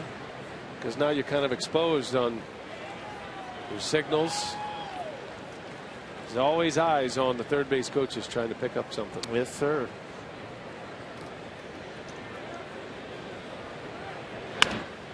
Bouncing ball to Segura. Turner's going to advance the runner anyway. And there is out number 2. Hey, Sunday, August 4th, the Brewers take on the Washington Nationals at 1:10 p.m. and all fans in attendance will get a Harvey Keene bobblehead. Compliments of Capco metal stamping. Visit Brewers.com for tickets. It's the 8th of the 10 all-fan giveaway bobbleheads this year. Former Brewers manager that got the Brew Crew to the World Series back in 1982. Harvey's Wallbangers. One of the great team nicknames ever. Ruggiano, a swing and a miss. 2 outs now for Loesch. He's got a runner at third. Echeverria was at second base with nobody out, a single and an error. And Loesch trying to strand him on the base paths.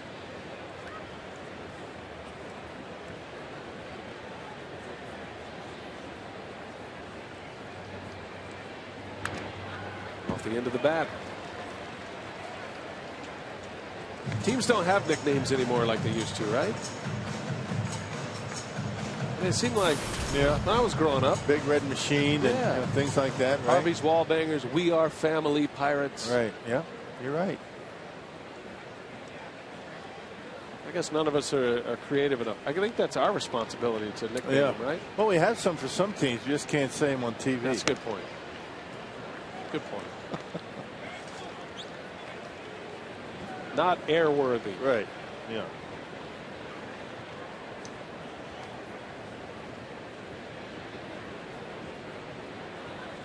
Echeverria at third base. Loesch has Ruggiano with a 1-2 count, and that is on the corner. Called strike 3. Loesch rings the bell. His 5th strikeout. 2 more in the 5th inning.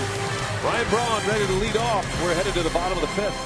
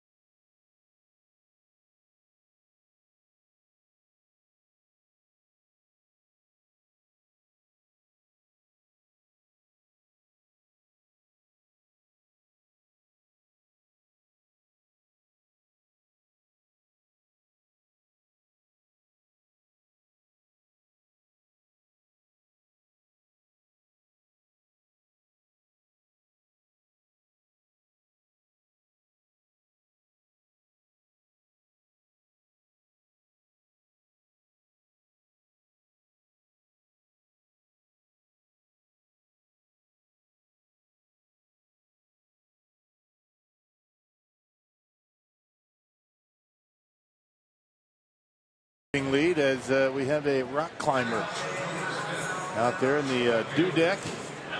Not sure how he fared, but that's the way it goes out here at the ballpark. Hey, Packers spring training starts next week, and FoxSportsWisconsin.com is getting you ready with a position preview every weekday.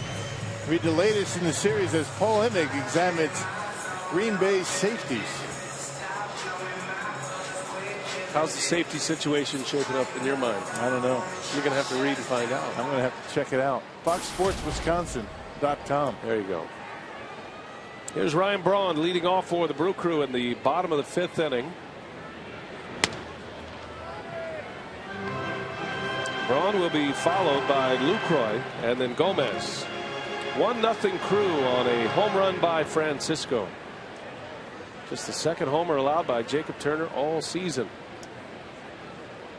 Juan Francisco and Paul Goldschmidt are on his list. Yeah. A pretty good job by Kyle Loesch, a leadoff base hit, and Eric got him to second with nobody out and able to retire the side without a run crossing home plate. In tight, almost hit him.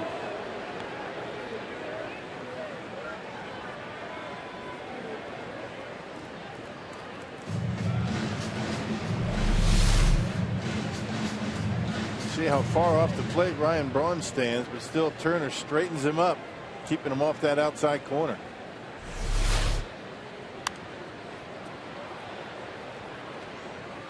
I was so impressed with Braun coming back. He hadn't played in a month.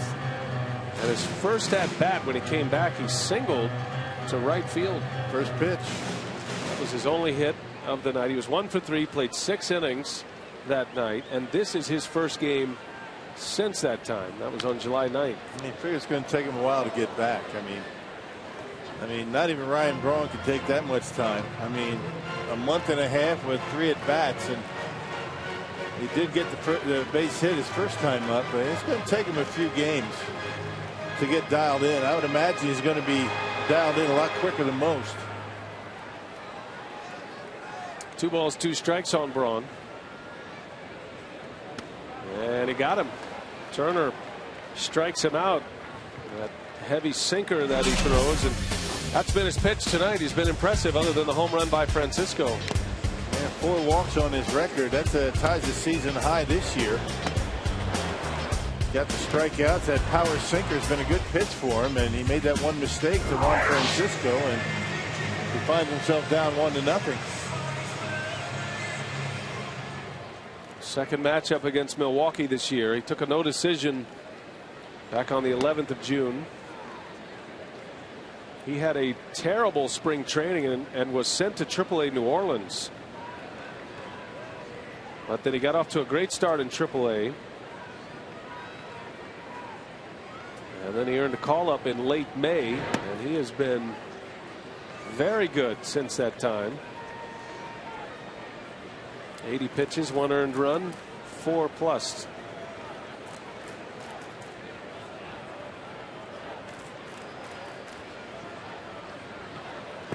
Turner and Jose Fernandez, the 2 building blocks for the starting rotation for the Miami Marlins. They took a lot of grief, and I think a lot of it was fair. The fact that they opened up a new stadium, then essentially traded away every recognizable player they have. Had a 12-player trade this offseason. They've done that a number of times in their history. Yes, they have, after their World Series in '97, their World Series victory. But these are the 2, Rock, and nobody knew their names, obviously, before the season started. They didn't know what kind of big leaguers they would be. But they have both just burst onto the scene in the major leagues, and there is a lot of hope with the Marlins moving forward with a couple of pitchers like this. 20-year-old Cuban Jose Fernandez. I mean, you talk about electric stuff. Did you see his outing in the All-Star game? I mean, just blew away the guys that he faced. I mean, Pedroia, Cabrera, Chris Davis. Yeah, how about that? 2 MVPs and a guy who might win an MVP this year, and he wiped them out 1, 2, 3. And a Triple Crown winner, right? Jose Fernandez is his first All-Star game, one of the youngest All-Stars. Defected from Cuba as a teenager. Brewers will not face him in this series. He's scheduled to pitch Game 5 of this second half in Colorado, which will be Game 2 against the Rockies. Some kind of arm he's got. Wow. 1-2 to Lucroy, and a bouncer to third. Gloved over at third base by Polanco, and a good throw for the out. Former Gold Glove infielder Placido Polanco. Speaking of Gold Gloves, Carlos Gomez looks like he might be on his way to one, but his offensive numbers have been impressive this year. Picking up right where he did in the second half last year. I mean, had a so-so first half, in and out of the lineup. They gave him the job in center last year, and has not disappointed this year. He's got those 4 home runs that he took away this year so far, and the offense has been incredible. So many ways that he and Segura can help you win games. It's been a rough year for the Brewers, no doubt, but those 2 guys have been a lot of fun to watch. Gomez trying to fight his way out of a slump at the plate right now. And he goes, unable to check his swing, makes it no balls and 2 strikes on Gomez, who is 0 for 2 tonight and has stranded 4 base runners tonight. It looks like he went on the slider in the dirt.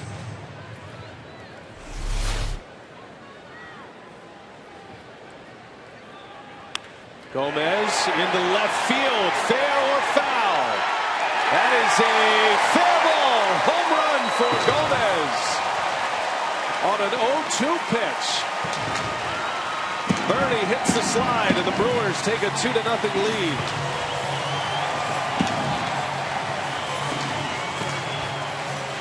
Well, some guys like to be patient at the plate. They're trying to get themselves out of a hitting slump, but Carlos Gomez is going to swing his way out of it on an 0-2 pitch. Look at a hanging breaking pitch. And he knocked it way back and left, just inside that foul pole.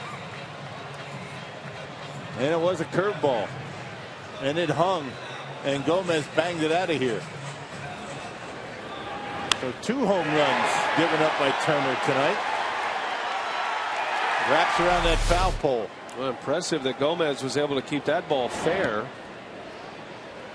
Barely had a hook on it, and Gomez delivers home run number 15 of the season.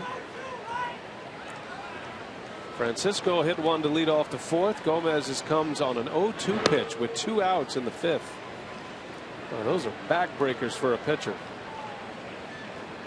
2-out home runs are one thing, but 2 strike 2-out home runs another. I tell you, Mathis, called the curveball. Not sure if he went to it right away, but he wanted that ball in the dirt. You know that. But boy, that curveball is such an easy pitch to make a mistake with. 80 miles an hour, got a lot of break on it, and he hung it, and he paid for it. Francisco had an opposite field home run in the 4th. 2 balls, 2 strikes. And he is in our AT&T Uverse Rewind. We take you back, leading off the 4th inning, and even though it was deep in the box, strong enough to muscle it out up into the Loge level in left field. Didn't even get good extension on that ball. That should teach you something, right, as a hitter? They'll wait on it. Still strong enough to knock it out of here to the opposite field. Time is asked for and granted by Francisco. Yeah, you hear hitters talk all the time, the little mental notes, stay back, let the ball travel. That's what they're talking about. Let it get back into their stance a little bit. And then it's a flick of the wrist. And for Juan Francisco, that's what the Brewers have been trying to convince him of. It doesn't take much for him to hit one out. He's strong enough to do it even without a big swing. So cut down the swing a little bit. You cut down the swing, cut down on the strikeouts if you can. But you can put up with the strikeouts when you have home run potential like Juan Francisco.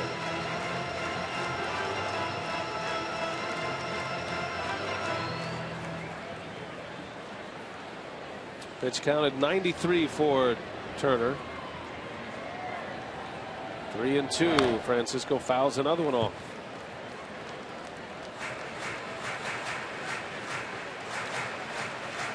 Gotta give the Brewers a lot of credit tonight. They have got themselves into deep counts.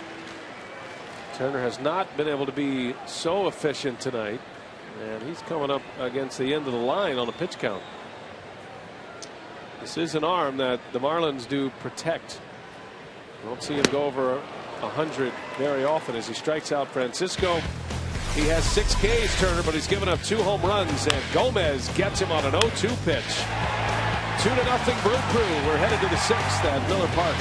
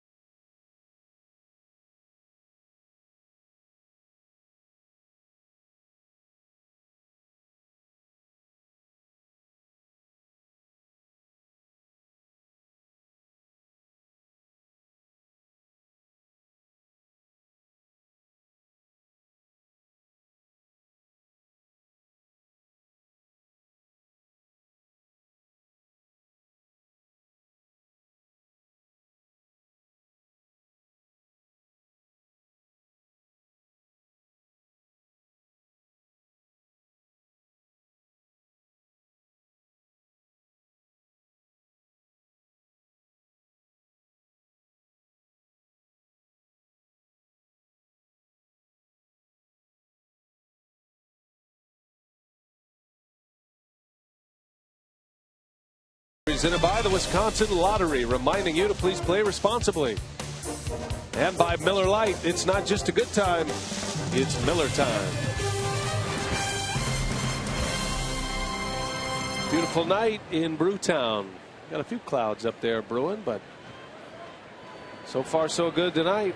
On a warm night in Milwaukee, the Brewers have a 2-0 lead. Loesch has a shutout through 5. He's working on a 4-hitter. And he's hoping to carry it forward tonight. This is about when the trouble began for him in his last start against the Diamondbacks. As a matter of fact, Loesch retired the first 14 batters he faced in that game against Arizona. Pitched into the 5th inning before allowing his first hit.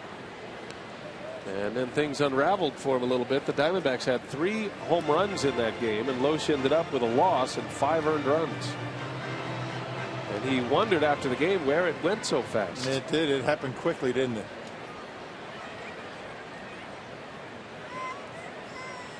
Oh, 2 to Polanco. Just inside.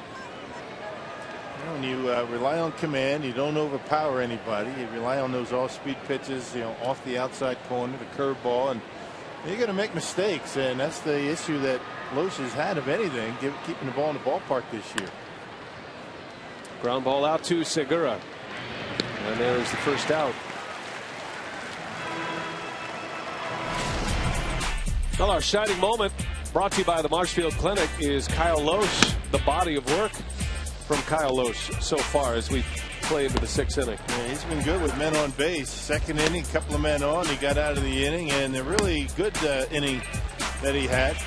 And leadoff hitter Echeverria ended up at second base with nobody out, and he was able to retire the side with no runs across and struck out a couple of batters. No walks, 5 strikeouts. Kyle Loesch continues to throw a lot of strikes. Here's Giancarlo Stanton, just how you want him at the plate with nobody on. Stanton tonight is 0 for 2. Hit a long fly ball out to center field in the 1st inning, and then Loesch struck him out in the 3rd.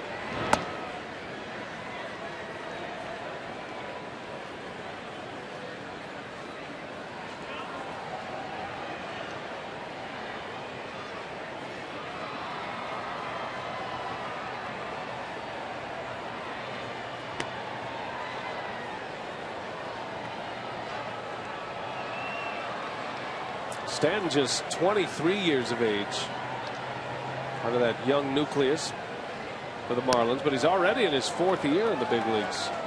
Was an all-star last year for the first time. He led all of baseball in slugging percentage last year. .608 was his slugging percentage. Had an OPS of .969. So he gets on base a lot, typically around the .350 range on base. It's a hot one to Bianchi, makes a diving catch. Wow. Backhanded stab by Bianchi, robbing Stanton of extra bases. And look at the reactions by Bianchi, able to go down and get that line drive that was hooking away from him. Giancarlo Stanton picking on a curveball, and Jeff Bianchi taking away extra bases. Stanton saying, what do I have to do to get a base hit? Wow. Hit that one right on the nose. Stanton is 0 for 3 against Loesch. 2 outs in the 6th, and here is Logan Morrison.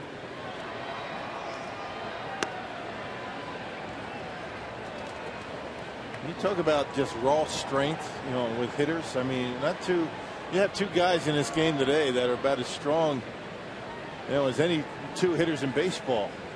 Stanton and Francisco.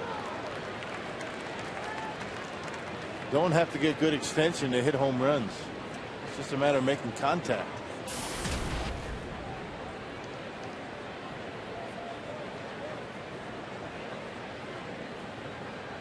Logan Morrison with 2 away. He's 0 for 2 tonight. And that ball's hit high in the air, right field. It's got some hook on it. And it is a foul ball. Long foul ball. And it's a ball and 2 strikes on Morrison. And unlike Gomez, Morrison wasn't able to keep that one fair. That was close. And you see it doesn't disappear behind that foul pole. That means it is a foul ball. Yeah, good camera work.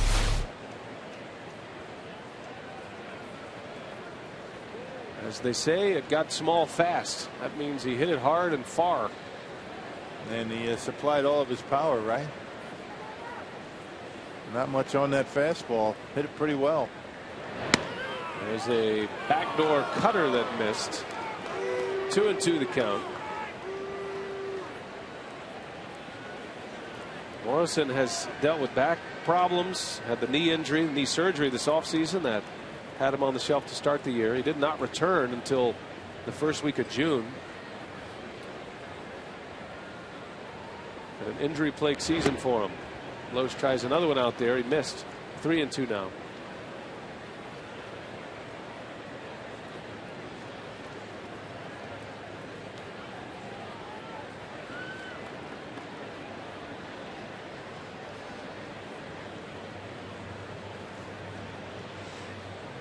Full count, 2 outs. And Morrison pulls it foul. Count remains 3-2.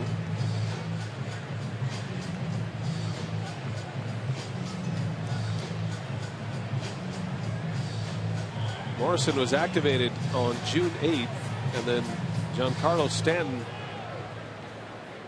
2 days later. They got 2 big bats back in their lineup in early June, and that's one of the reasons why the Marlins were 15-10 in the month of June. And they lost 2 out of 3 to the Brewers in that series. As a matter of fact, Mike Redmond's club since May 31st, one of the better records in all of baseball. After a 13-41 start since May 31st, 22-17. And all 5 of those games over 500 being accrued in the month of June.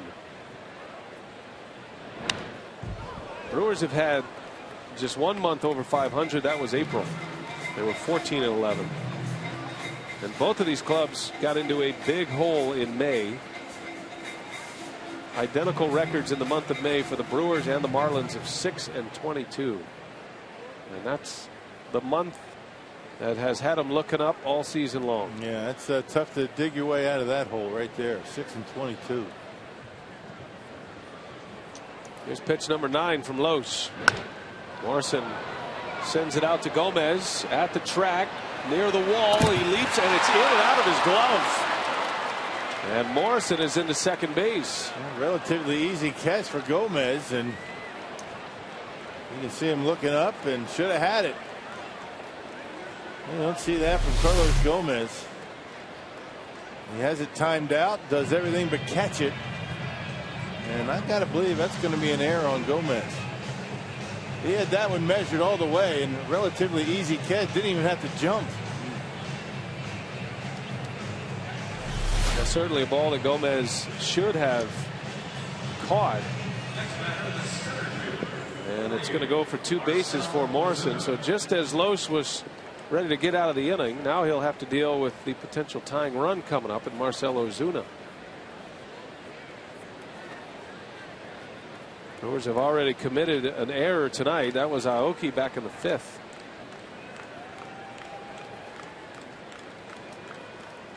The Marlins center fielder Ozuna now, who is 0 for 2 against Loesch.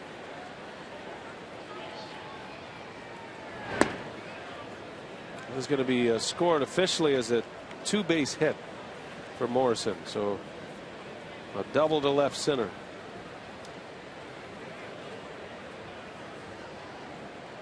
And I'm sure Morrison will take it. Yes, he will. That's a gift.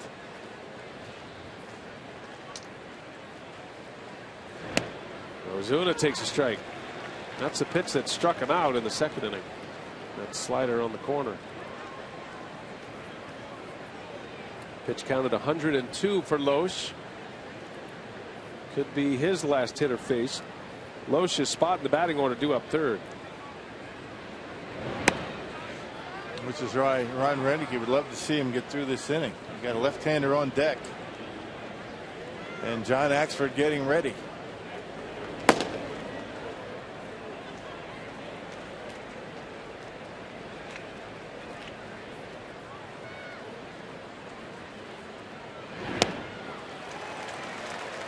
I think they found the pitch for Ozuna for the time being. I'd say that's a good one, though. I mean, he's throwing a good slider tonight.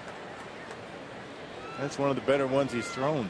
He usually throws the cutter, but that's more the slider, 84 miles an hour. Rookie outfielder. He played in just 10 games in his career above Single-A prior to his call up to the big leagues. And the 2-1 hit in the air to center field. Gomez squares this one up. Two hands, he makes a catch. And the inning ends as Loesch pitches around it. 2-0 Brewers. We're on our way to the bottom of the 6th.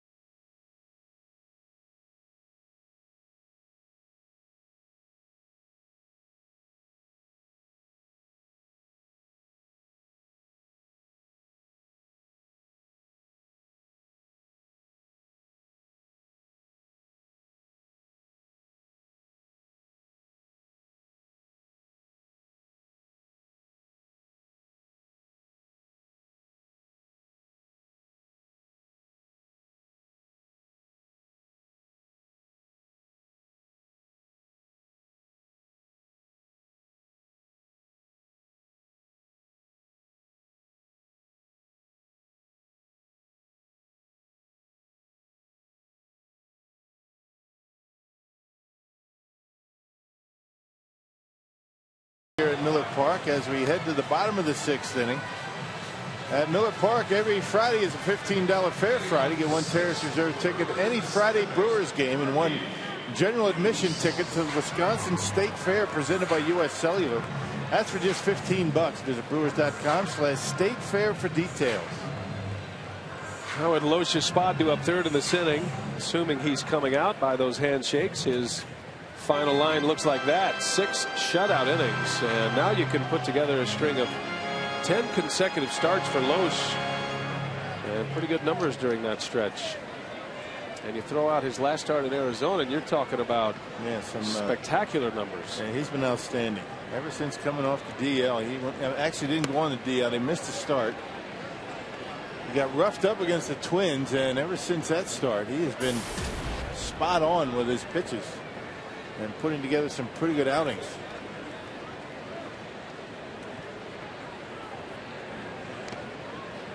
Meanwhile, Jacob Turner continues.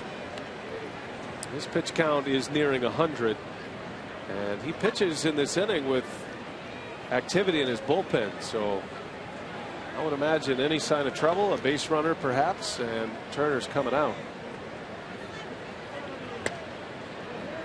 I like the fact that Redmond is leaving him out here, though. I mean, you're always trying to get your starting pitcher in a position to win a game. He cannot win this game unless his team gets back up to the plate, and he's still the pitcher of record. It hasn't been too often where he has gone more than 100 pitches in a start this year. Yeah, 3 times. Last time out, 110 pitches against the Braves. Pitched well, 2 runs in 7 innings. Picked up a win. He went the distance at the end of June against San Diego. 9 innings, 1 run through 111 pitches that day. And impressively, 77 of those 111 pitches were strikes. That's been his best game of his big league career.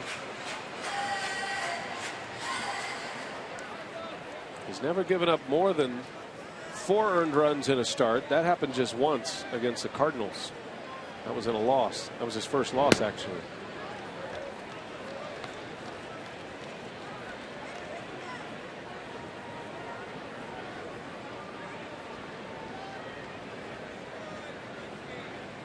3-1 record, 2.33 earned run average. His 9th start this season.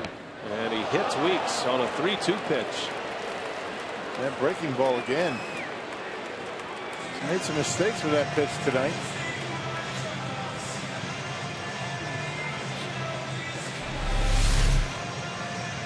Four walks and a hit batter on a breaking ball that didn't break. Back of the arm, right on the tricep. That's the 8th time Ricky's been hit by a pitch this year. Although if you're going to get hit by a pitch, curveball is a good pitch to get hit by. And with a little body armor on, it's all good. I think Redmond, the manager, sent the catcher out. They might be trying to buy a little time here. And Redmond is on his way.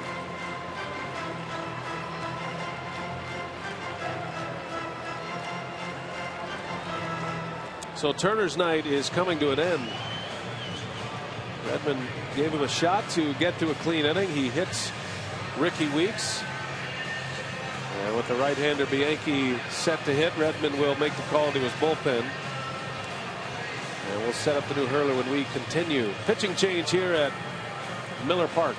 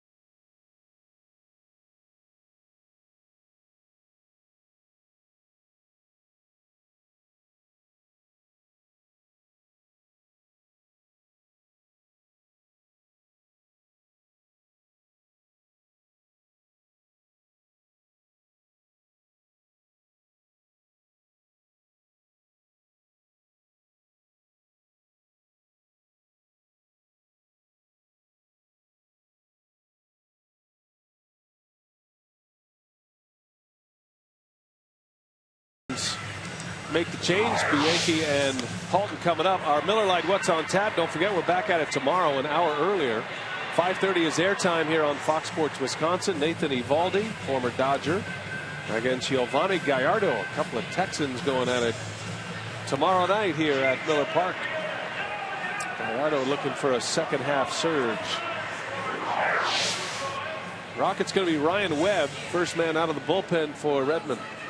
Yep, a 314 earned run average. 41st appearance, last pitched on the 13th against the Nationals, pitched a scoreless inning.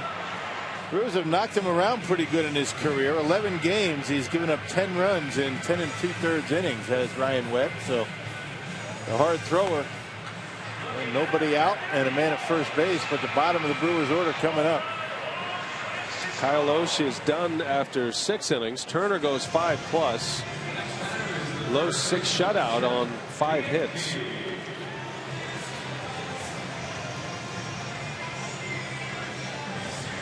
Right now Turner has allowed 2 earned runs. Ricky Weeks still at first base, his responsibility as the Yankees steps in. Always looking to swing the bat early in a count. As a matter of fact, his single in the 2nd inning came on a first pitch.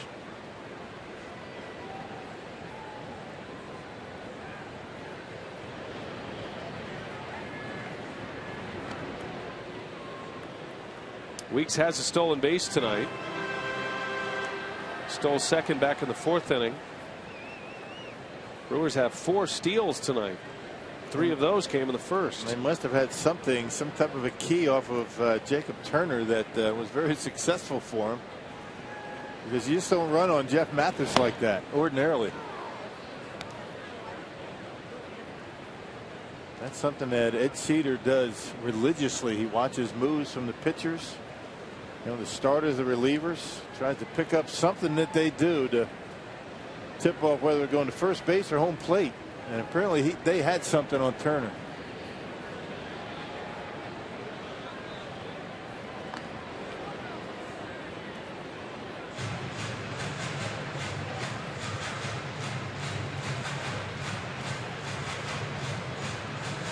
Bianchi, a shortstop by trade, turned himself into a super utility man. You're just a utility man until you can play the outfield too. When you can start playing the infield and the outfield and catch, now you're a super utility man. It's like a comic book hero. There goes Weeks. Bianchi with a ground ball right side. Diving stop Dietrich and throws him out at first. Nice play by the Marlins second baseman. Yeah, too bad for Bianchi. That was a nice hit and run. He tried to shoot that hole between first and second. Just couldn't get it out of the reach of Dietrich, who was headed towards second base. But Bianchi able to advance the base runner. That's a nice play at second. Dietrich with only 2 errors this year. Talked about up the middle being good for the Marlins. Echeverria 6 errors at short. Dietrich 2 at second base.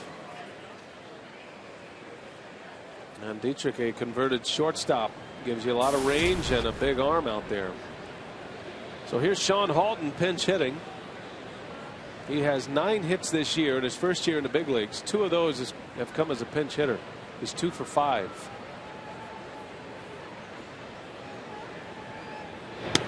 His first major league hit came as a pinch hitter against Matt Garza of the Cubs, who doesn't figure to be a Cub much longer. And a lot of trade winds circulating about Garza. And it was interesting that Halton and Garza, both from Fresno, know each other very well. Good friends, actually.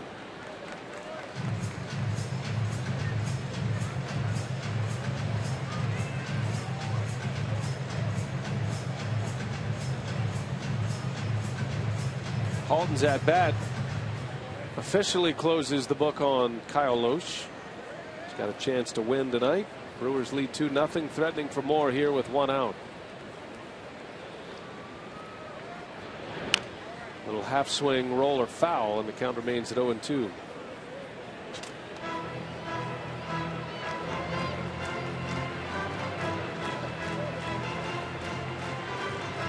See the numbers on Lohse. 6 shutout innings. Marlins had 2 on in the second inning with 2 outs. He got out of that mess. And a mouse under his eye. Yeah, that's from an attempted bunt that bounced on the ground, hit him in the cheekbone.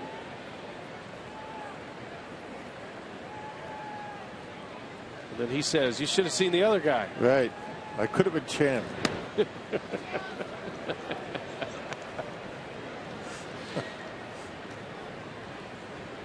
Need Freddie Pacheco down there. I know it. Ice him up a little bit. I think they did a pretty good job. That was starting to swell up a little bit. On a hot night. A good shock to the cheekbone will do that. Yeah.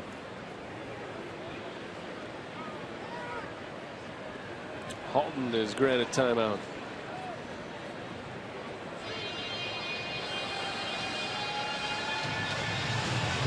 Big Sean Halton. And his first career home run just before the Brewers left on the last road trip here at Miller Park.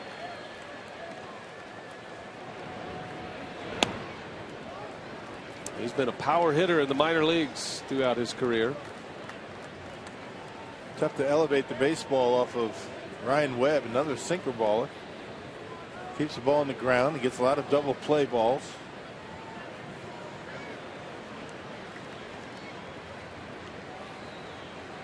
Two and two. And Halton goes. Wow. I don't know about that, Larry Vanover. That was a tough call. Halton is rung up, unable to check his swing. Yeah, that's pretty close. Yeah.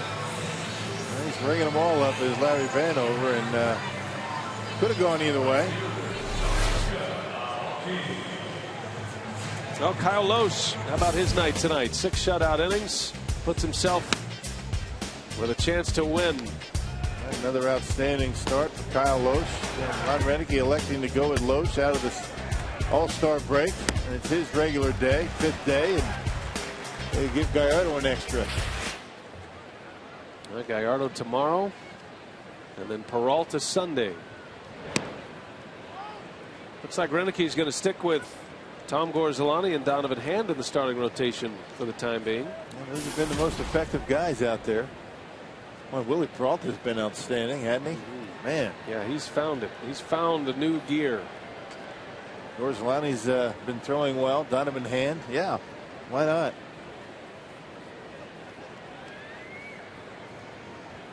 Two outs, and Ryan Webb facing Aoki.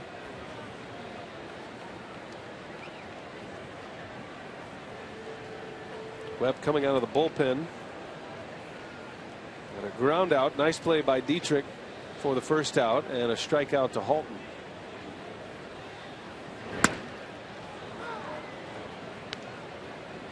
Brewers have Marco Estrada and Alfredo Figueroa on the disabled list.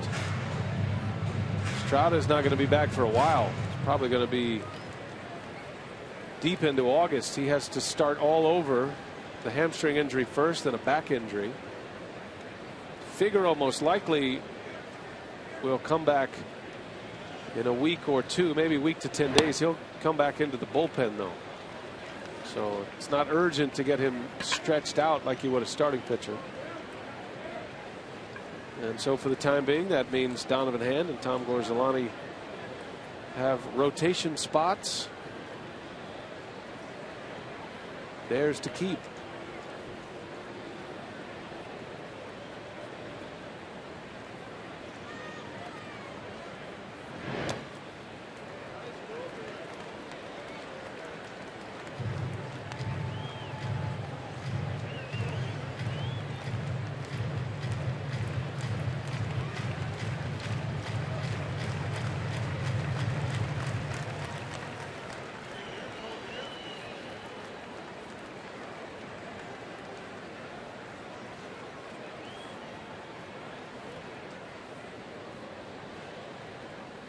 Ryan Webb trying to strand a runner at second. The Brewers do not have a hit with a runner in scoring position tonight. The 2 runs that are on the board were courtesy of the home run ball. Francisco and Gomez.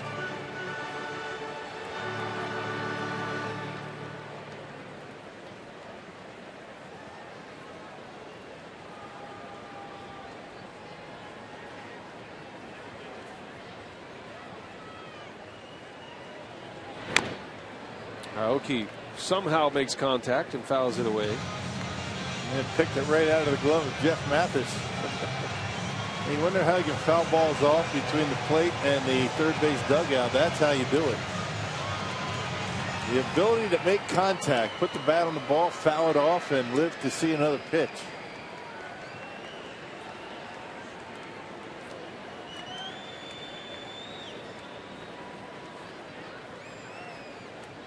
Full count to Aoki. Weeks has a big lead at second. And that ball's in the air left field. On the way back is Ruggiano for the out. Fair territory to win the inning. Brewers strand another one in scoring position. They still lead 2-0. And we head to the 7th.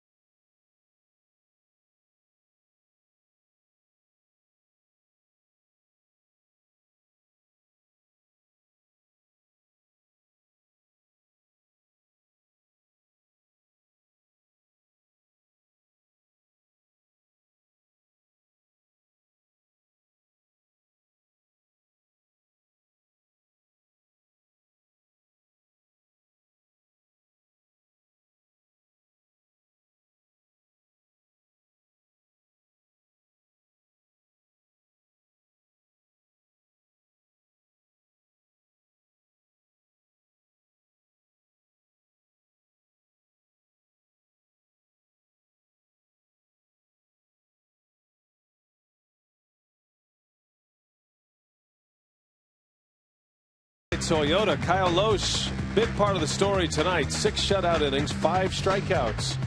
Beat the Marlins 3 times last year, has a chance to win tonight. Juan Francisco with a home run, the first score of the game. That was an opposite field homer in the 4th inning to lead off. And then Gomez on an 0-2 count with 2 outs in the inning in the 5th. Just inside the foul pole. A home run for Gomez, his club leading 15th. And it's 2-0. Ryan Braun is out. And Logan Schaefer is in. They're still trying to ease Braun back into game condition. Braun was 0 for 3. Played 6 innings of defense. And Schaefer takes over for him. John Axford on the mound for Kyle Lohse. And 47th appearance for the Axeman. You can see the strikeouts, 40 of them in 38 2/3 innings. 372 earned run average. Boy, has he pitched well to get that earned run average down to below 4. And he suffered a blown save his last time out at Arizona, allowing 2 inherited runners to score. Well, John Axford, after a rough start to the season, has been throwing the baseball well.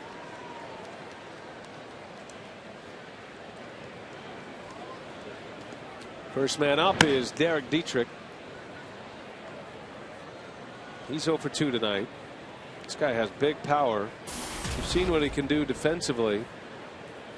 But he can hit them a long way, and he showed that against the Brewers in Miami. That is a powerful, quick stroke.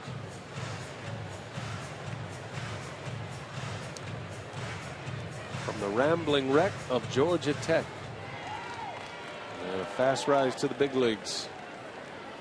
Traded from the Tampa Bay Rays to the Marlins.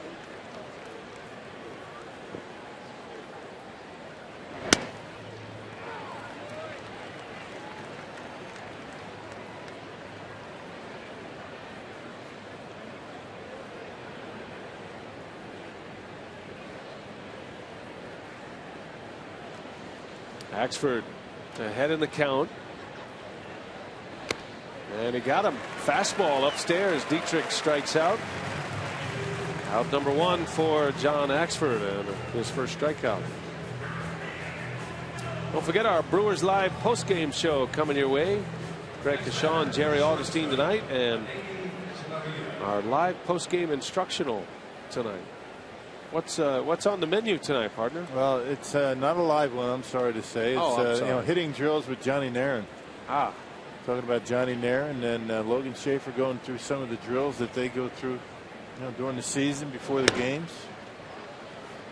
It is a 3-part series. If you didn't see it before, it's worth the wait. So tonight, tomorrow night, and Sunday, or are you going to spread them out one a month? I think it's most effective when you do them back to back to back. Right? Because then you can just remember from each day. Right, so you don't have to start over. Well, that again. makes sense. We'll let the TV people do what they do best, right? Well, those have become very popular, doing taping some instructionals, before games and running those with the coaches and the players getting involved. And I know I did some with John Shelby, working with some kids in the batting cage, giving them some tips, some things that the kids can work on. Jerry Augustine worked with Lee Tunnell, on some pitching drills down in the Brewers bullpen with some kids. There's John Shelby, assistant hitting coach. He and Johnny Nairn handle all the hitters. Both very good teachers. And what great coaches do, what all great coaches do, they build in a little positive psychology in with their mechanics and the teaching of mechanics. You walk away from both of those guys thinking, man, I could actually run through that wall. There's Lee Tunnell, a pitching guru in his own right, longtime pitching coordinator in the Brewers minor league system. Now in his second year as the bullpen coach, former big leaguer, and had a lot to do with John Axford emerging as a major league prospect, and had a lot to do with Axford's turnaround last year. Yeah. He's worked with a lot of guys that are currently on this Brewers pitching staff down in the minor leagues.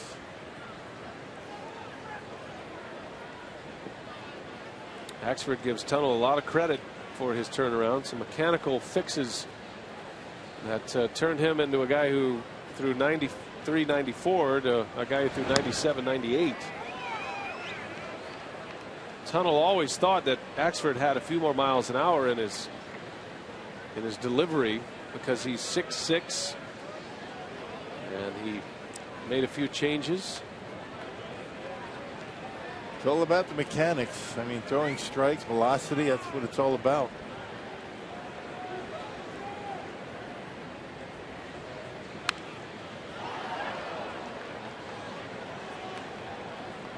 Echeverria hanging tough against Axford. Count remains at 3-2.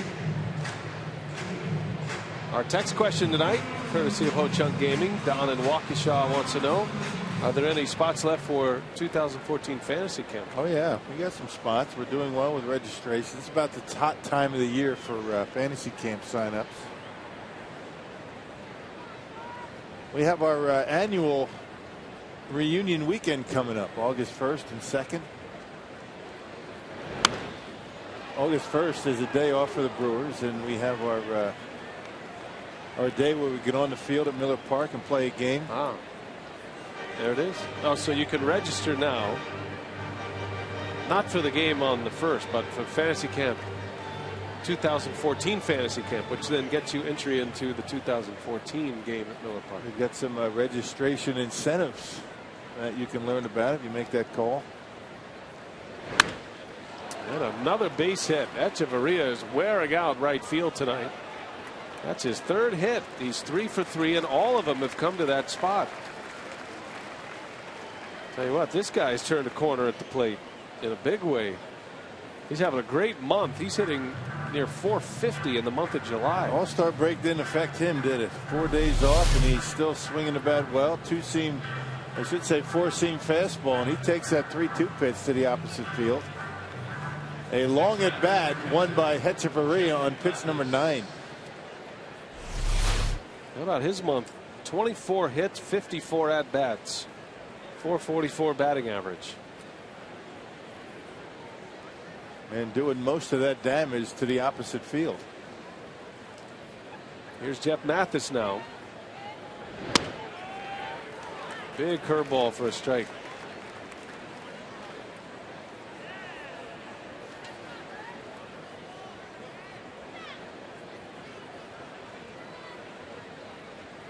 Mathis singled to left in the 2nd inning.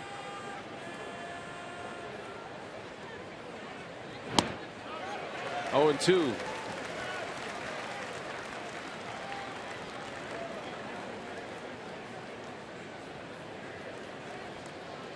Axford was very upset with himself after his last outing, which was Kyle Loesch's last start. Did not retire a batter. He walked 2 and gave up a hit. And gave up a couple of Kyle Loesch's runs.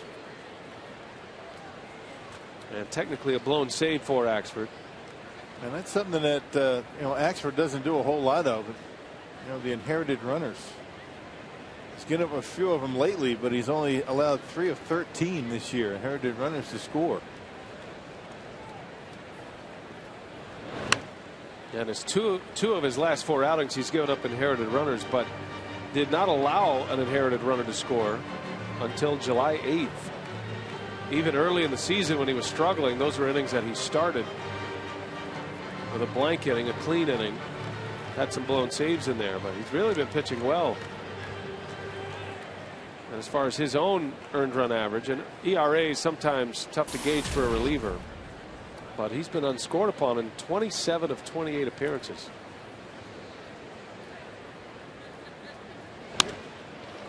Off the end of the bat, out to Gomez in center field for out number 2.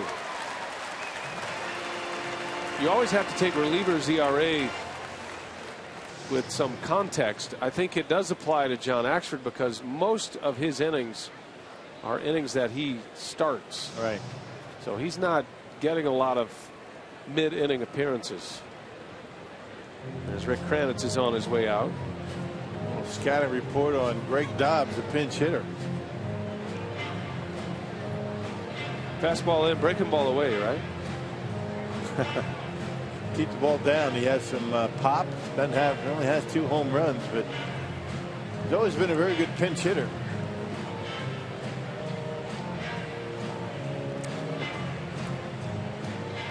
Dobbs, one of those veteran players, trying to keep everybody in line at the big league level. He's a bat that I thought and still think that the Marlins might consider trading away. There'll be a lot of teams looking for a guy like Greg Dobbs at the trade deadline. This guy can still hit, man. He's 4 for 19 as a pinch hitter this year and has 10 career pinch hit home runs. He was at his best when he was a member of the Phillies.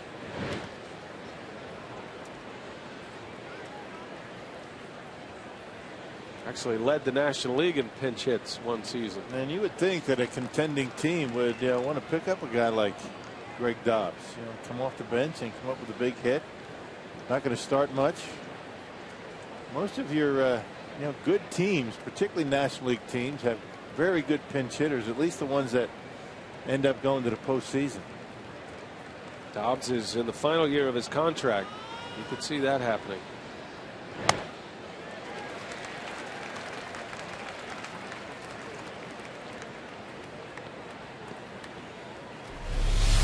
That fastball up and away, and Dobbs waves at it and doesn't often swing at a pitch out of the strike zone.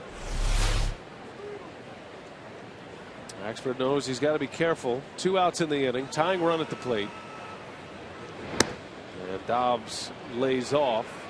And that's why he's been such a good pinch hitter. He can come up just one time a game and take pitches like that. He has a great eye. Takes a lot of discipline to do what he's done in his career.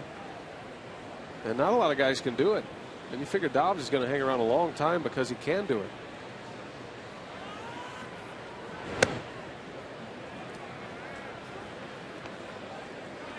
I remember when the Brewers had Lenny Harris here, one of the best pinch hitters of all time, if not the best.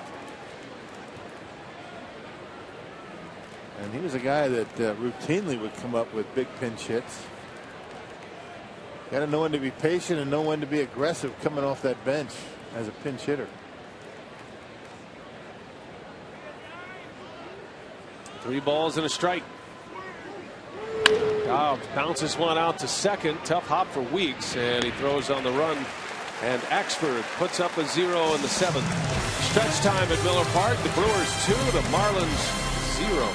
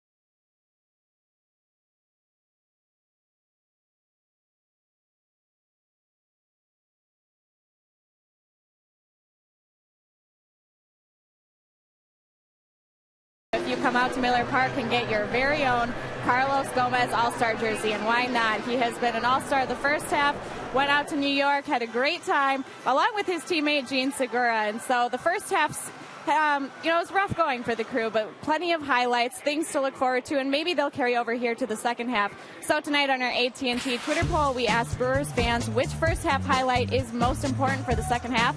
Split results, 32% said the bullpen, and even 26% went with both Gomez and Segura and the debuts of many young players. And virtually all of these storylines tonight, BA, have played out here tonight. Gomez with the solo home run, Loesch, 6 scoreless innings. The bullpen so far has been great. And Francisco, one of the guys who made his debut, is also putting up a solo home run. So the Crew off to a good start here. Yep, and good to hear from everyone tonight on our AT&T Twitter poll. Thank you, Sophia. 2-0 Brewers on our way to the bottom of the 7th inning, and the bullpen for the Brewers will be on display trying to go the final 3 innings. Axford held serve in the 7th, works a scoreless inning. Gene Segura leads off. Miami has a new pitcher on the mound, A.J. Ramos, to face Segura after Ryan Webb pitched a scoreless inning and was able to strand a base runner left by Turner. And the numbers on A.J. Ramos this year, his 39th appearance. Yeah, ranks amongst all National League relievers in innings pitched and strikeouts. 48 punch outs in just about 48 innings of work. A nice earned run average at about 3.5. Segura, Schaefer, and then Lucroy. Braun is out of the game. And Segura chases one.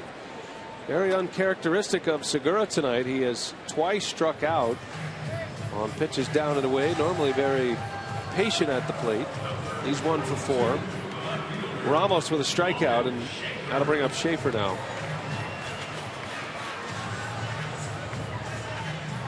Logan Schaefer had a milestone home run on the last, against Arizona. His second career home run after his first home run on the last homestand, and for the second consecutive trip around the bases, he ended up in the dugout to the silent treatment. I wonder if that's going to be his thing. Every time he homers, he gets the silent treatment. I'm sure he's hoping that he gets a lot of that then. It's like walking in the front door after a day at work, get the silent treatment. Nobody's saying a word. That's awesome. And after a while, they go up there and they give him the high fives and give him the pats on the back. And kind of a tradition in baseball where you do that. I remember Albert Pujols got that last year. He went a long stretch without hitting a home run for the Angels. They gave him the silent treatment. Those are the times you get the silent treatment, maybe on your first home run, but very rarely do you get one on your second home run. Right. I think it just works so well, and you have to be leading in the game, right? So the environment was right for him. Yeah, you can't be messing around in the dugout when you're losing. So if he hits one out here, could 50-50 that he gets the silent treatment again. He's going to walk. So a 1-out walk. Yeah, this went on for a while. This is in real time, and then they finally came together and said, way to go. Good laughs. Still a game. Yeah. Boys will be boys, right? It's like an entire walk transpired. Lucroy at the plate tonight, presented by Wendy's. Actually stole a base tonight on the back end of a double steal. But the throw went to second base where he was headed. Just his 3rd steal of the season. The Brewers with 4 stolen bases tonight. Lucroy has a hit and a walk. 1 for 2.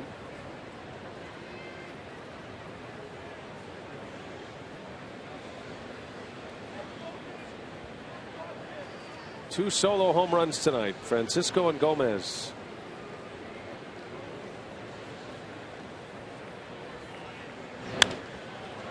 In the air, shallow right. Stanton for the out. 2 gone in the inning. Oh, almost had a nice fastball. 94. He's got some giddy up on it. A little movement late. He got Segura on a good slider. Now Carlos Gomez trying to fight his way out of a slump, and on an 0-2 pitch he found one he could handle and launched it into the Lowe's level in left field. club leading 15th home run of the season. That gave the Brewers a 2-0 lead. And you know, that'll get the confidence rolling a little bit for Gomez.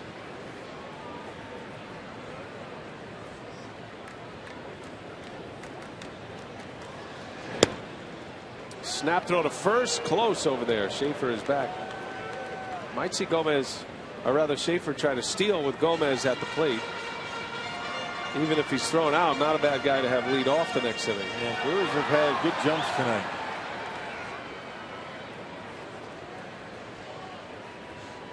Ramos a little bit quicker to home plate than first two.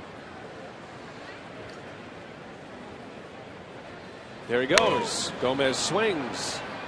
Fouls it out of play.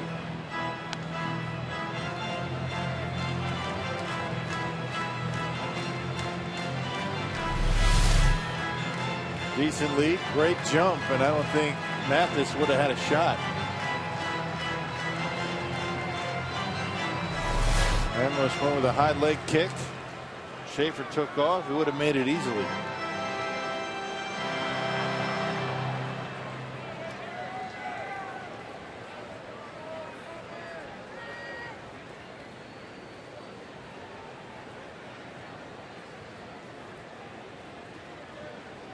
Back to the heat.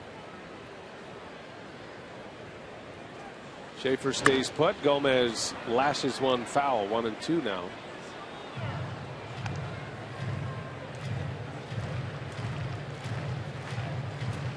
All the baseball back in action tonight after a 4-day All-Star break.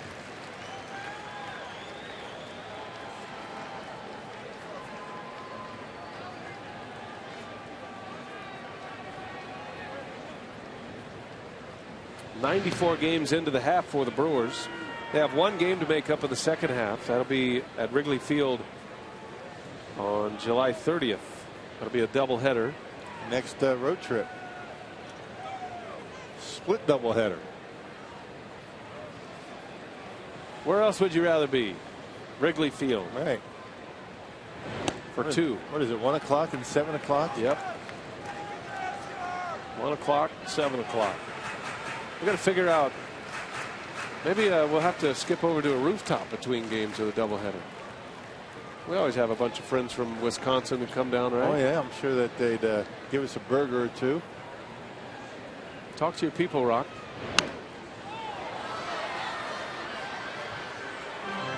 Not that we're inviting ourselves, but anybody out there who's on a rooftop on July 30th, you know, yeah, we're available. Give me a call. Rock will be having his burger without the bun. And the brat. No bun on the brat either.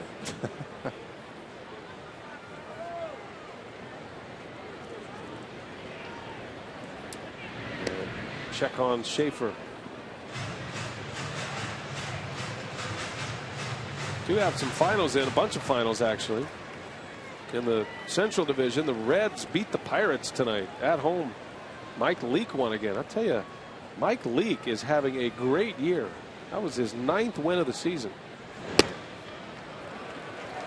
He's 9-4 with a 2.79 ERA. Yeah, in that ballpark. Great American ballpark. So Cincinnati up into Pittsburgh.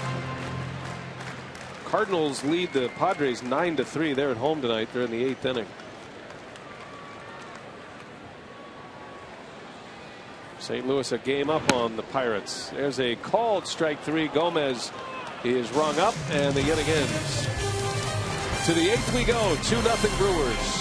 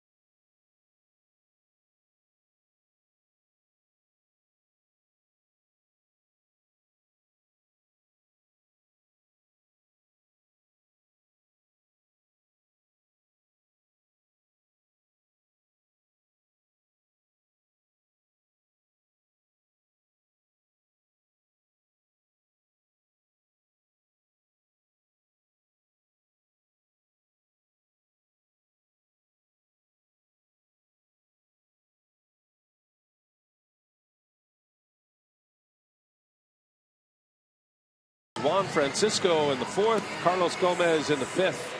And we're headed to the 8th now. Our Subway in-game box score. There's what has been going on tonight for the Brewers offensively. Those 2 home runs from the 5 and 6 hitter in the batting order. Jonathan Lucroy continues his hitting ways. Had a hit tonight. Segura 1 for 4. Ryan Braun was 0 for 3. See, Schaefer ended up in Braun's spot. Schaefer drew a walk in his first and only at bat of the ninth. So here we go to the 8th, and it's going to be Jim Henderson. And he's trying to get himself corrected on the mound. It's been some mechanical flaws for Henderson as of late. Yeah, retired the only batter they faced on Sunday against the Diamondbacks, but he has had some control issues, walking some batters. And Henderson in the 8th, and Frankie Rodriguez in the 9th. But all about the pitching tonight. You wonder if it's the good pitching or the rusty bats for these offenses. 4 days off for most of them. Brewers did have an optional workout last night. And just about everybody showed up. But 4 days without swinging a bat against live pitching, it's going to take them a while, I bet.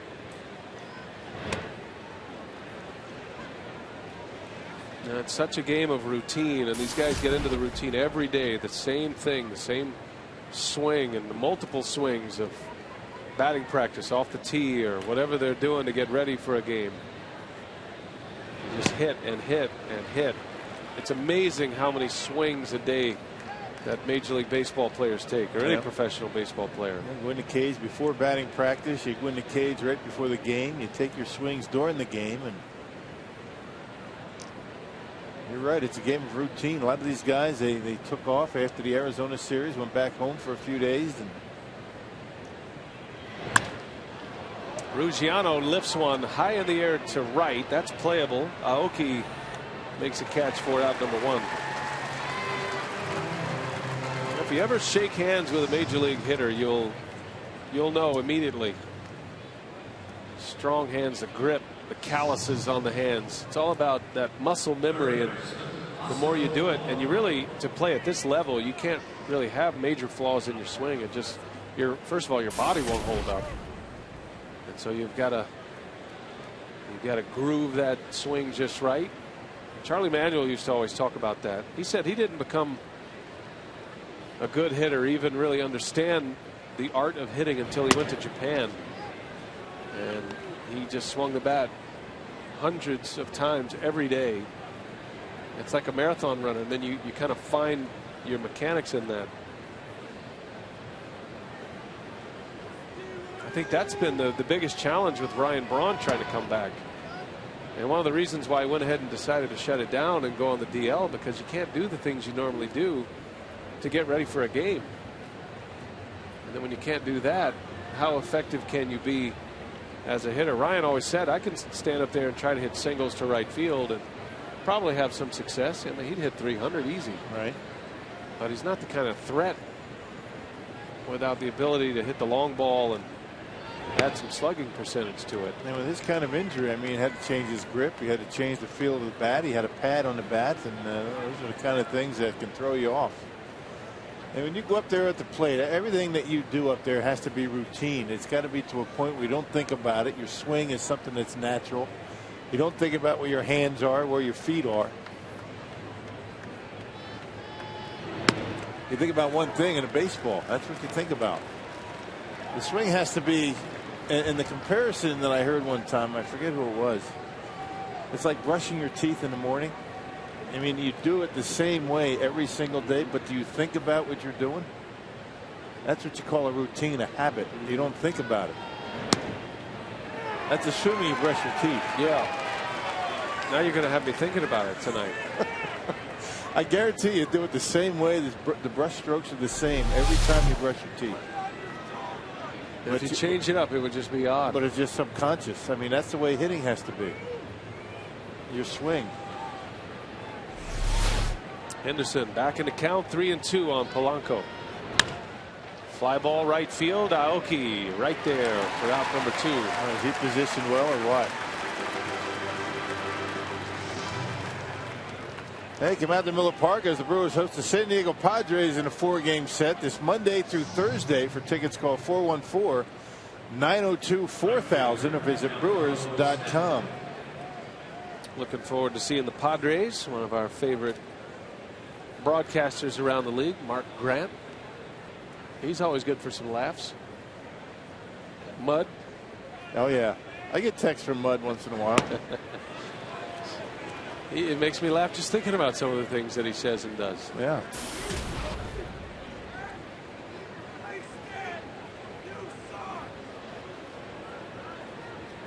Giancarlo Stanton with 2 outs.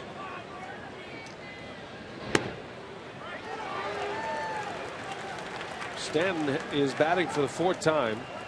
Only once has he been at the plate with a runner on base. Brewers have done a good job at the top of the order. Ruggiano and Polanco combined 1 for 8 tonight. 0-2 pitch. Stanton swings and misses. Down he goes as Jim Henderson. A 1-2-3 inning with a punch out. Axford in the 7th. Henderson in the 8th. Still 2-0 Brewers.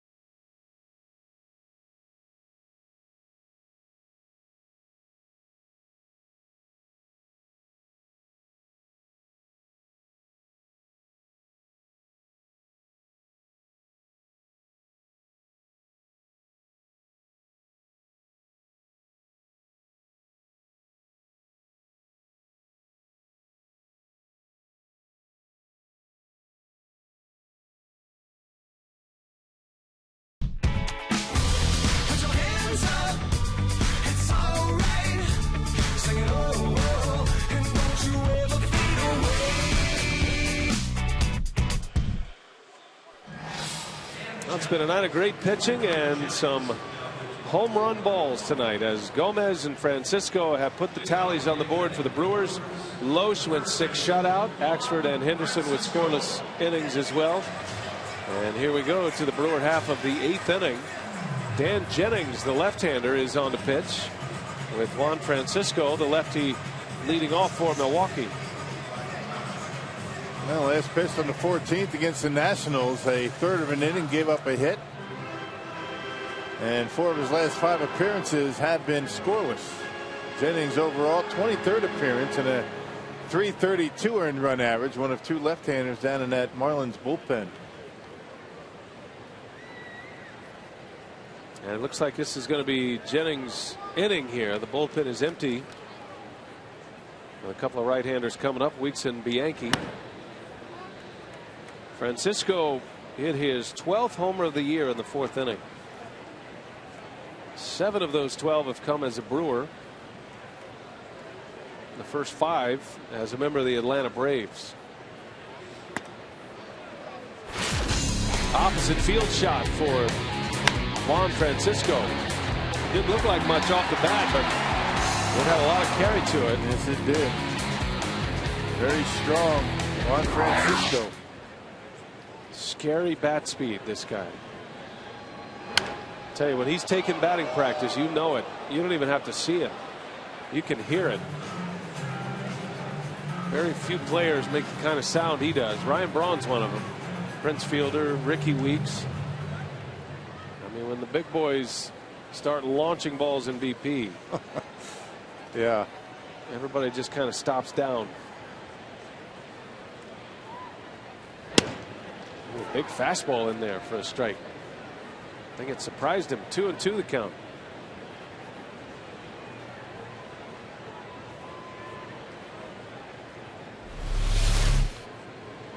Fastball, 92 miles an hour. Inner half. And he backs it up with a breaking ball in there for a called strike 3.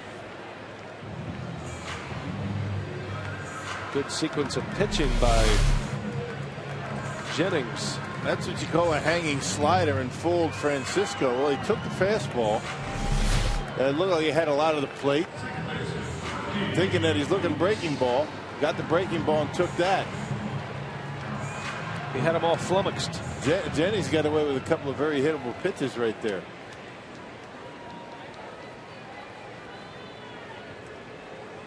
Got him what?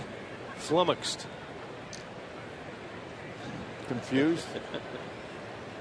Disoriented. Kind of like you right now. Trying to figure out what that big word is. Couldn't you have waited for the second game after the break? Yeah, you're just settling in, right? I mean, easy. 10 o'clock at night. Did you get into the thesaurus at all during the All-Star break? No, I did not. I did not open a book, newspaper. Didn't you do your homework, huh? Did no not. reading, like Edgar Martinez used to say. No reading. No. Hard on the eyes. I did a lot of nothing. Watch the All-Star game, though. Yeah. Speaking of a lot of nothing, not a whole lot going on at the All-Star game. Right. It's fun to see, though. You know what's great to see? We talk about this all the time, but it's fun to see all the great young talent that's starting to emerge, and that's the trend in baseball. Young stars. Yeah. He had a 20-year-old Bryce Harper, 21-year-old Manny Machado. Fernandez here, the Marlins, he's just 20 years old. I mean, there are a lot of young guys who are already All-Stars. Bryce Harper's been an All-Star twice. Yeah. Mike Trout is a 2-time All-Star. Game is in great shape. Yep, it is becoming a young man's game more and more every year. Guys coming up quicker.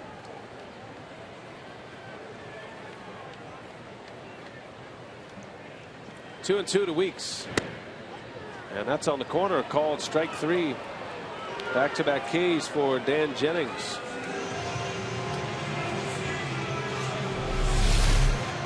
Yep, 93 right on the corner. Too close to take for Ricky Weeks. Jennings with that arm angle, that high 3/4, catches the outside edge.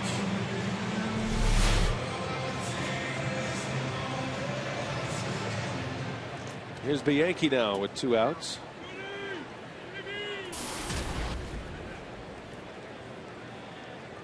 Bianchi is 1 for 3. Robbed of the hit his last time up. Took a very good play by Dietrich at second base.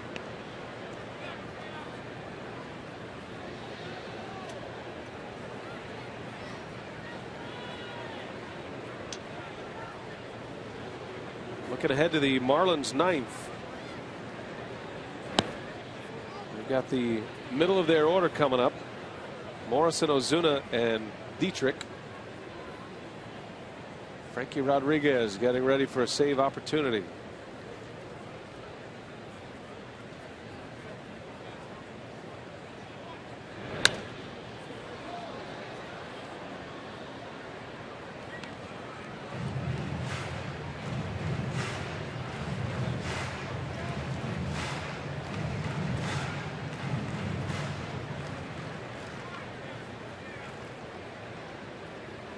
There's K-Rod. 9 for 9 in save chances this year.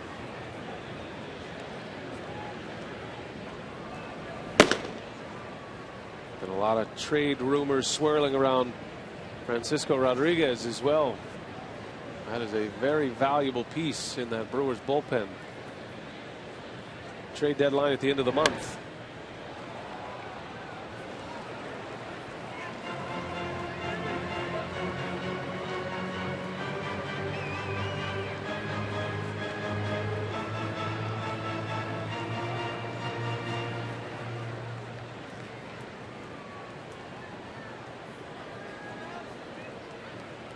2-2 on Bianchi. Full count. If Bianchi should reach, you'd have a pinch hitter next. Uni Betancourt already on deck.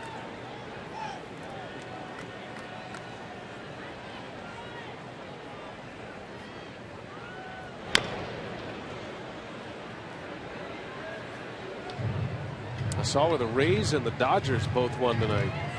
Two of the hottest teams going right now. So both the Rays and the Dodgers have won 18 of their last 23 games. Red hot, zooming up their respective divisions. How about the Dodgers, right? Dodgers made up 8 games in a month in the National League West. They went from the cellar to second place. They're still sitting behind the Diamondbacks.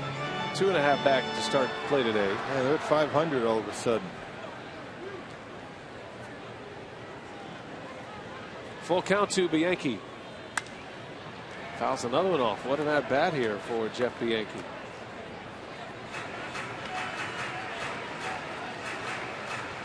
There's going to be some fun pennant races to watch. That second wild card really changes things. Keeps a lot of teams in it, and when a lot of teams are in it,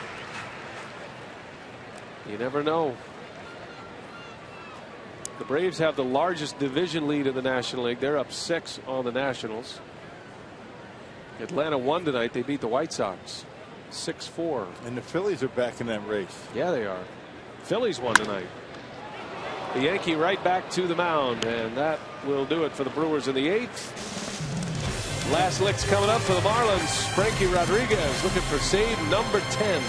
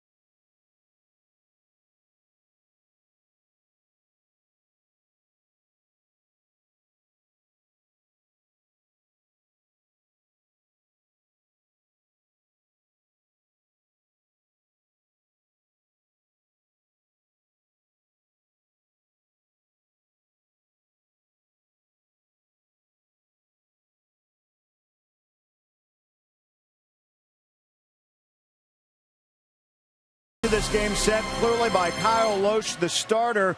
And Jerry, no walks in this game, 6 shutout innings. Well, you got to like the way he's throwing the ball. It all comes with being able to command that fastball and use his breaking ball. He goes out there for 6 innings, doesn't give up any walks. He's walked just 6 guys, and this is his 9th start for the Brewers at home, doing a great job. Tonight it was all about command. And the bullpen is followed up with Axford and Henderson, and then it's going to be Francisco Rodriguez set to come in now. Kyle Lohse in line for a victory tonight.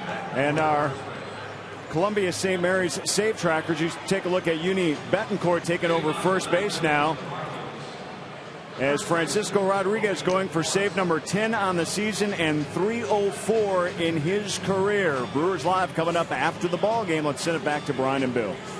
All right, Craig and Augie, thank you. Looking forward to Brewers Live. Kyle Lohse making a run at his 6th victory of the season. It would get him to 6-7, but K-Rod still 3 outs away. Perfect 9 for 9 in save opportunities this season. It's been outstanding throwing strikes. The big difference between this year and last, to be ability to throw all 3 of his pitches for strikes early in the count. He's got Logan Morrison leading off. And a First pitch strike, and that's something he's done a lot of. He looks like he is back to his 2011 form with the Brewers. He's only 31 years of age. It feels like he's been around forever. But already a ring on his finger from the 0-2 Angels, defeating the Giants that year. He has the single season saves record. He's done a lot. He's in the 300 save club, and I'm not sure he's pitched this well in a few years as he gets Morrison to swing and miss. Yep, slider for strike, fastball in for a swing and a miss. I mean, ahead in the count. He always seems to be ahead in the count these days. The put away pitch might be a little bit different issue. There's a fastball in on Morrison. Can't get the bat head out. No balls, 2 strikes. Morrison doubled his last time up, and he pops that one up. Shift was on. Bianchi's got a long way to go, and he'll run it down for the out. Shift put him in a tough spot. A little banana route that time. So 1 gone here in the 9th. Jean Segura in our spotlight tonight, and our lows never stop improving. And what a first half it was for Segura. And he's 1 for 4 tonight, trying to build on a great half that led him to the All-Star game. He is the National League hits leader, also leads the league in infield hits, and he has had an infield hit tonight, second behind Gomez in triples in the National League. So 1 gone, and here is Ozuna, 0 for 3 tonight.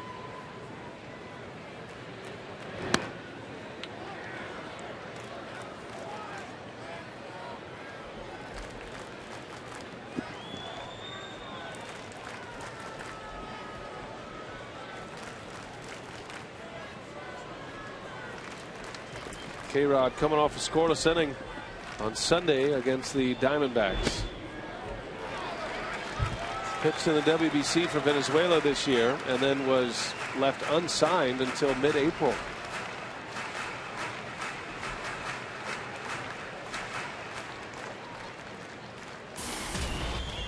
Facing a rookie outfielder, Ozuna. 1 ball, 1 strike.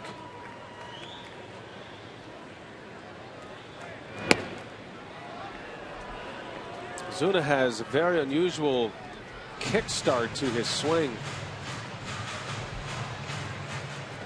That was a pretty good fastball right there. 93, right on the corner. Pretty close. Fresh arm. Yes, sir. Ozuna rested on his shoulder and then throws it all the way around his head as he skies out into Aoki. And out number 2. It makes that swing a little bit long when you do that.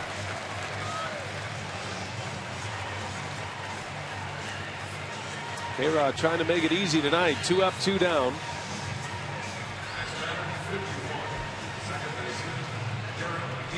Well, he has been on top of his game all season. Picked up his 300th career save on June 22nd against the Braves. Just 25 pitchers in Major League history to have 300 saves. K-Rod is one of them. Marlins down to their last out. Derek Dietrich at the plate.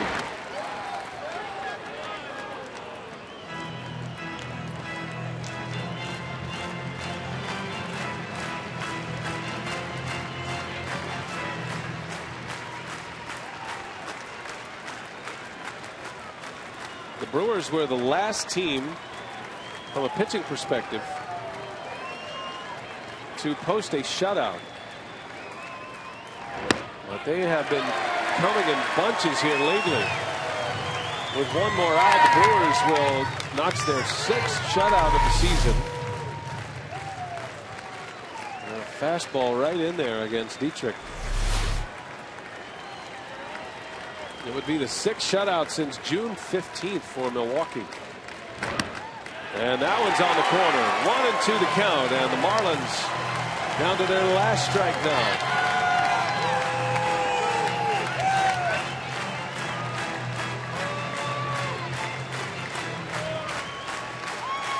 Crowd of over 30,000 trying to see the second half get started on a high note. Frankie Rodriguez and a 1-2 pitch. Got him. K-Rod strikes him out. Lucroy secures it at first. And the Brewers win. And Rodriguez makes it look easy. 1-2-3 inning. Hit 93 on the gun. Gomez and Francisco with home runs tonight. The Brewers shut out the Marlins 2-0. And Kyle Lohse continues his terrific run. His 6th win tonight. He goes 6 shutout innings.